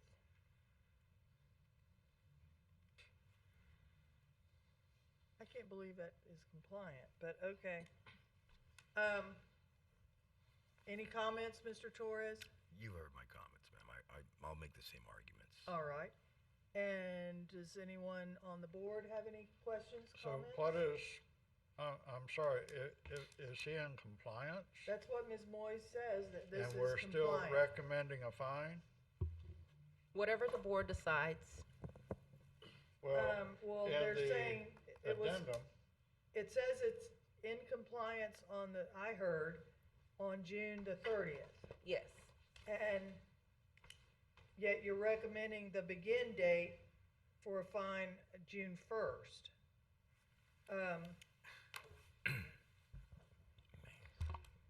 This is compliant. Okay, so we have the option of going with what the recommendation is or coming up with our own, as I understand it. well, if he's in compliance, then we should do what we do with all the others that are in compliance, just as Consistency. consistency, so. How about it, gentlemen? Any objections? No objections here. Madam Chairman, I'd like to make a motion in reference to case 107101, that the Code Enforcement Board make the following determination. After hearing the facts in this case, the testimony and the report of staff with regards to the existence of a violation, we determine that the violation has been abated and no fine is imposed. Second. Second by Mr. Taylor. All in favor, state aye. Aye. Opposed, like sign? No. What was it? Mr. Pankos is no. All right, there's no fine on that. You're 50-50. Thank you. You bet. Folks, have a good day. Thank you.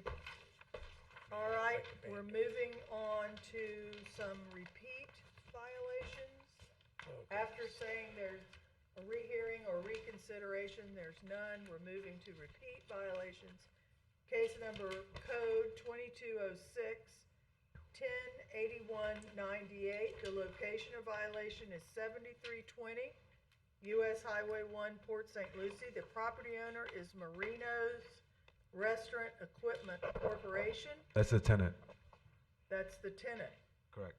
All It's right. companion cases, then one next to that one is the property owner. The tenant is Marino's Restaurant Equipment, and we've got a companion case. The owner. The owner at this 7320 US Highway 1 is Giles 7320 LLC out of West Palm Beach. All right, gentlemen, identify yourselves and your address. Be sworn in and tell us where you sit in relation to this case. My name is Larry Giles, 5854 Sandbirch Way, Lake Worth, Florida. I'm the owner, a co-owner with my son of the property. My name is Roberto Moreno. Address is 1324 Southwest Bellevue Avenue, Port St. Lucie, 34952. And you're the tenant? Manager for the tenant. Okay. Got to get sworn in, please. Do you swear and affirm to tell the truth, the whole truth, and nothing but the truth? Yes. Thank you. All right, let's hear from Ms. Guevara, Mr. Guevara, and then we'll hear from you guys. Mr. Chairman, if you don't mind, I'm going to read both cases into the record. That's fine with me. For case 2206-108198, for the record, I am submitting 8 photos dated May 24th, 2022, and 2 dated August 1st, 2022. This property came before the board on July 7th, 2021, and found in violation of Section 3826 for outside storage.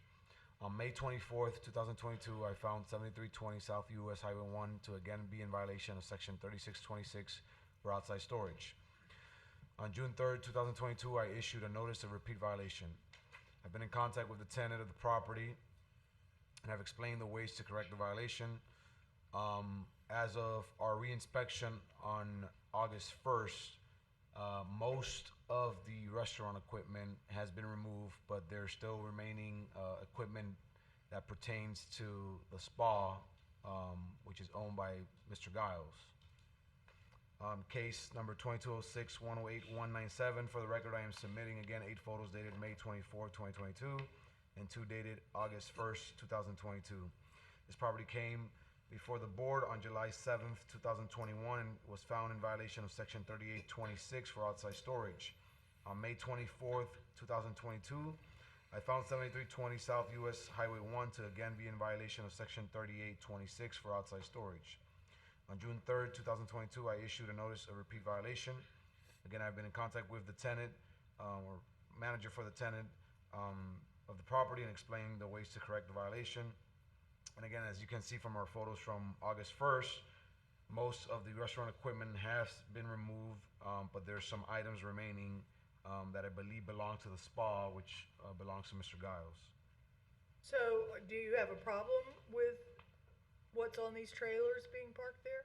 Yes. Still considered outside storage. All right. The issue is who it belongs to, whether the tenant or the property owner. All right. Gentlemen, let's hear your comments. I've attended virtually every meeting that's been required. Tip this up a little bit, just so it picks you up. For the last year, we have been trying to get this zoned. This all started, this was a fenced area, and on 11/11/20, I'll start by saying my son and I purchased this property, I believe it was September 5th of 2020. And on 11/11/20, I contracted with Cash Fence, or Fences by Cash, to relocate an existing fence on the property, both sides of this property. And that triggered a rezoning, because we bought the property, et cetera, et cetera. Moreno's was in the main building, which is 7330. They moved over to 7320 prior to us purchasing, so we inherited the lease agreement.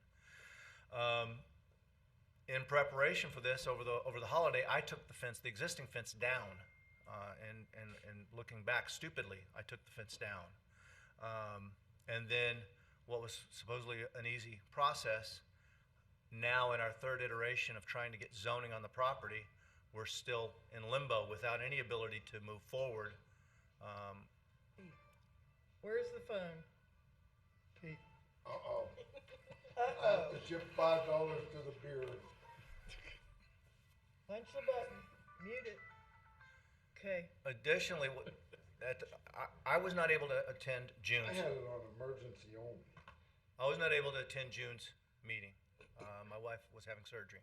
And I was not able to attend last month's meeting because I was on vacation. At that last meeting, 7320 came up for a zoning violation, which has been out there, but we'd addressed that initially in that 7320 can't move forward without 7330 being done because it's all one property. So the zoning violation at 7320, and ultimately, without me being here, my son-in-law was here in my stead. You guys, the board ended up fining us $500 a day to a maximum of $10,000 for something I can't do anything about. There's just nothing I can do about 7330 for the 7320 property until 7330 is done. And what are you doing to 7330? I lost that. We're trying to get zoning approval. Oh. And the issue has been stormwater runoff. And, initially they wanted us to take the water to US 1 North. Jupiter Engineering, Civil Engineering is who I've hired. They showed this county that wasn't possible. So then they agreed to take historical data. So we submitted historical data and resubmitted that. That ended up, and I don't want to get into personalities or whatever, ended up into an argument to the point where Jupiter Civil was ready to quit. Between the county and Jupiter Civil, it got ugly. David Hayes, I guess, is who is in charge of that department. One of the two heads of that department stepped in. So prior to the last the July meeting, the week before, David Hayes met with all of us at that property to go over the zoning again. And we resubmitted as of about 2 weeks ago, the zoning again on 7330. So in relation, and so at this point, I'm still waiting on zoning for 7330, which would allow us to get zoning on 7320. And then I'm gonna need to try to do a fine reduction or whatever hearing, because I don't feel like we do not deserve a fine for the zoning. And so the outside storage not being allowed is in relation to the zoning? No. No? He's here today because of outside storage, not for the zoning compliance. That's a totally different case.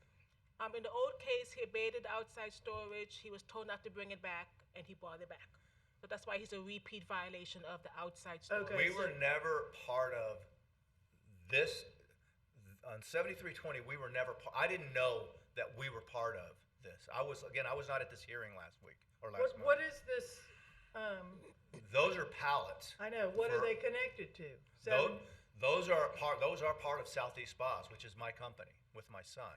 But Okay. I didn't realize that we were part of this. I just thought this had to do with Marino's restaurant equipment. Well, that's what's on here, restaurant says- equipment. Yeah, Can somebody show me the pictures of the restaurant equipment? right here? No, there was one with a little tent on it.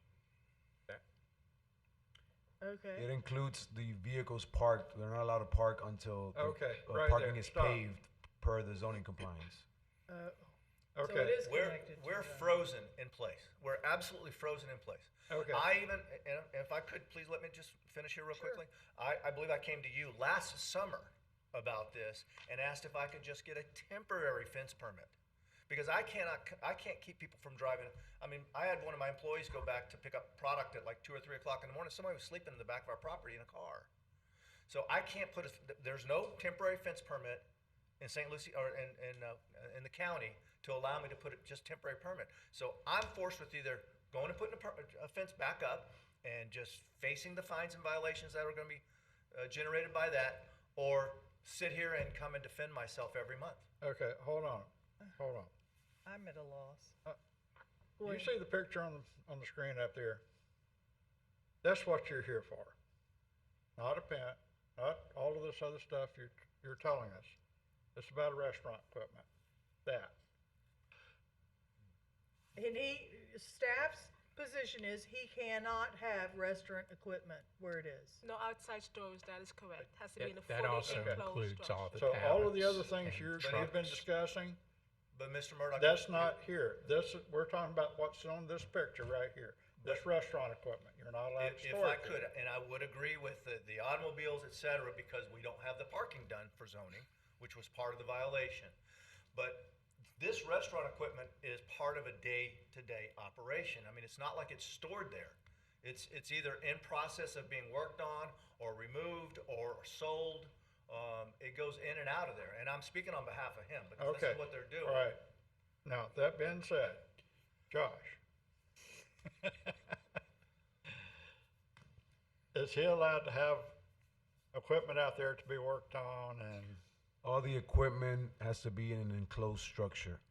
all the equipment has to be in an enclosed structure? Okay, do you guys understand that? Okay. So, So if he gets his variance from zoning, or whatever he's trying to get from zoning, would that take care of this issue? The zoning compliance will require him to have all the equipment in an enclosed structure. okay, all right, so. Okay, so that sounds like Yeah, y'all are. so here's where we are. Go back to that picture we had on the screen right there, okay. That has to be inside of an enclosed structure. You're not allowed to have it out there. That's what this is all about. Your zoning, your fence, all the other stuff, that's not what we're here for. You have to What remove the stuff. we would like for you to do is, this stuff that you have here has to be inside the building. Or you have to have it stored and somewhere. Can't be stored here. That's all this is about, okay? So, now that you know that, how long would it take you to take that and move it? I believe it's done, is it not? Yeah, so this picture is not current. We've been in the process of moving a lot of this stuff out of there. Okay. Most of those trucks are off the property. Okay. The stuff with the tarps and the tents and stuff, the majority of that is gone. It's Okay. stored in another location we have. Okay, that's what we're here for. Yeah. That's all we're here for. So now he has to get rid of So all of now this you stuff said here that too. This is got my this? responsibility here. And Okay. again, until now, I didn't know this was part of it. Okay, So, So the now it outside is. storage, you now know so you he has, can't do that. staff he has to get rid of this as well now. Is that a yes? Yes. Okay. All right, so now you understand what's going on. That's not a problem. A couple of weeks, get that done. All right, Okay, what do you think? That's all we're here for. I think, staff has asked us to, there's a typo on our paperwork that, the date for a fine starts on 6/30 is their, 6/3 is their recommendation. The fine recommended at $250 a day, but I think repeat It's 500, violations yeah. are $500 a day. And they're asking for up to $10,000. Now, that's what staff's asking. Do one of you gentlemen have a motion for me in regard to Marino's Restaurant Equipment, who have hauled it off, it appears? On Marino's Restaurant Equipment, it appears they have done everything they needed to do for this case. Just for discussion, the impression that stands in my mind is Marino's equipment, whenever it was in the other building, was a blight at that time. And then it got moved. I drive by there almost every day. Well, almost every day I drive by there, and it catches my eye. For my county, looking at that we would tolerate that in any way is not acceptable as a citizen of this county. So I was pretty excited to see it move, but then it got removed, but then it got replaced right next door and built back up again. And so now I say here, going to face it, and the last meeting, we voted for a fine of $10,000. I think that's a fairly severe fine to redo this again a month later. You know, I would tend to hesitate to do that, giving you a chance to get the point from last month to do that. But at what point are you going to take us serious that pile of junk wasn't acceptable at the other building, to move it to the building next door where we can still see it from the road? Does it change it? We just start the process over again. I just want to know, is it going to end? When will it end? Because even that there were pictures within the last 20 days that it was that way is totally unacceptable, and there should be a price to be paid for that. If I could make a comment to address that. Yes, please. At the last meeting, I did say that we were trying to obtain a lease for another location. We didn't have access to that location until, I believe, July 15th, July 16th. So after that point is when we had the opportunity to begin clearing up the area, which is why in the last 20 days, it looks like we had a mess. But again, as of today, it looks nothing like it did in the pictures. Back it up, May Dan. I ask where that other location is going to be? Is it just going to shift to the third place? I don't mean to be sarcastic. No, but that location is all enclosed. There is literally no Okay. space for us to have anything outside. It's off of Thornhill, in a warehouse. It's all warehoused areas. All right, so in regard to this case, Marino, I still need a motion as a repeat violator, whatever the motion may be. I think we should, I hate to keep putting fines on people. Right. And I'm hoping from the discussion that both the gentlemen will take this to heart, that, you know, we don't want to fine you. There's nothing for us in that. It just makes life harder for everybody. On the other hand, I think what we need to do is, we've already found them in violation, so they're already a repeat offender. So I would be okay with, since we socked them pretty good last time, I'd be okay with doing no fine this time, but that the violation remains, that they're still in violation, that we found they were in violation, and that we've elected not to fine them. I'd be okay with that if I had support for that. I'm agreeing with that. I just wonder if we could make the repeat violation in 60 days or something to start if he doesn't do what's right. Is that a good thing? I don't know. Why don't we postpone? If we postpone for a month or 2 months, if we in fact did that, you got tremendous incentive to have this done. I know, you know, postpone isn't always the answer, but we know this so well. It isn't like, I don't know that, I think they get the point. I think Richard has the right idea there, because if we keep kicking this down the road, we're gonna be right back here again. So let's just do a zero fine. If they go out and they repeat their violation, then we will Nail consider a different and avenue of, The bottom line is you gotta clean it up, okay. period. Had you not got the fine last month, I would feel differently, Yeah, but I agree with and you. I echo what Mr. Waters said. When this first came to us and I was happy, you cleaned that place up, and I was like, oh, wow, that's what we want. And I think that very first case, we were pretty lenient with you completely until it showed up next door. So, Madam as long Chairman? as you're hearing what we're saying, don't come back here. It'll be ugly if you come back. Okay, Madam Chairman, Proceed. I have a motion. all right. So you're And- gonna find him in violation Well, and then you're going to make a zero fine. Yeah. What page is that? 14, I believe. That's correct, 14. And if you're Okay. not going to issue a fine, just end the paragraph where it just says a fine of 0 shall be, Okay. or no fine shall be imposed. All right, So read the first 2 paragraphs and then say no fine be imposed. And then Okay. you do have the option, though, of imposing an additional prosecution Okay. cost if you wanted to. Madam Chairman, Yes, I sir. move in reference to case number code 2206108198 that the code enforcement make the following determination.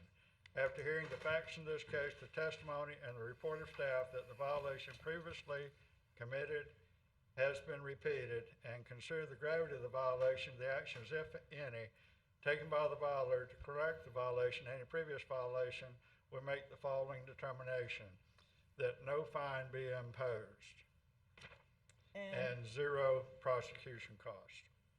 I'll second. All right, all those in favor state aye. Aye. Opposed, like sign? All right, so you got no fine, but don't put it Okay. back. Now, we move on to Giles 7320 LLC. I think we should do the same thing if Yeah, I've got agreed. support for Okay. one of Madam them. Chairman, All I right, hereby move in reference to case code 2206108197 that the Code Enforcement Board make the following determination.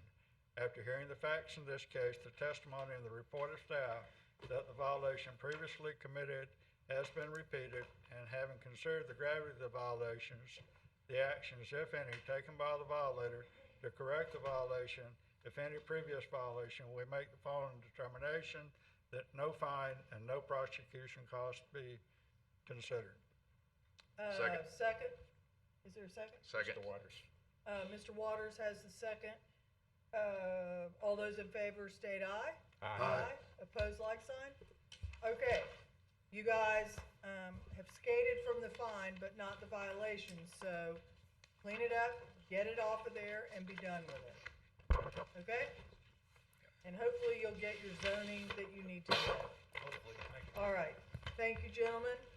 Moving on, referral to the Board of County Commissioners, none. Fine reduction hearings, none. Other business, any? Staff business, any? Thank you, we are done at 12:35. Thank you.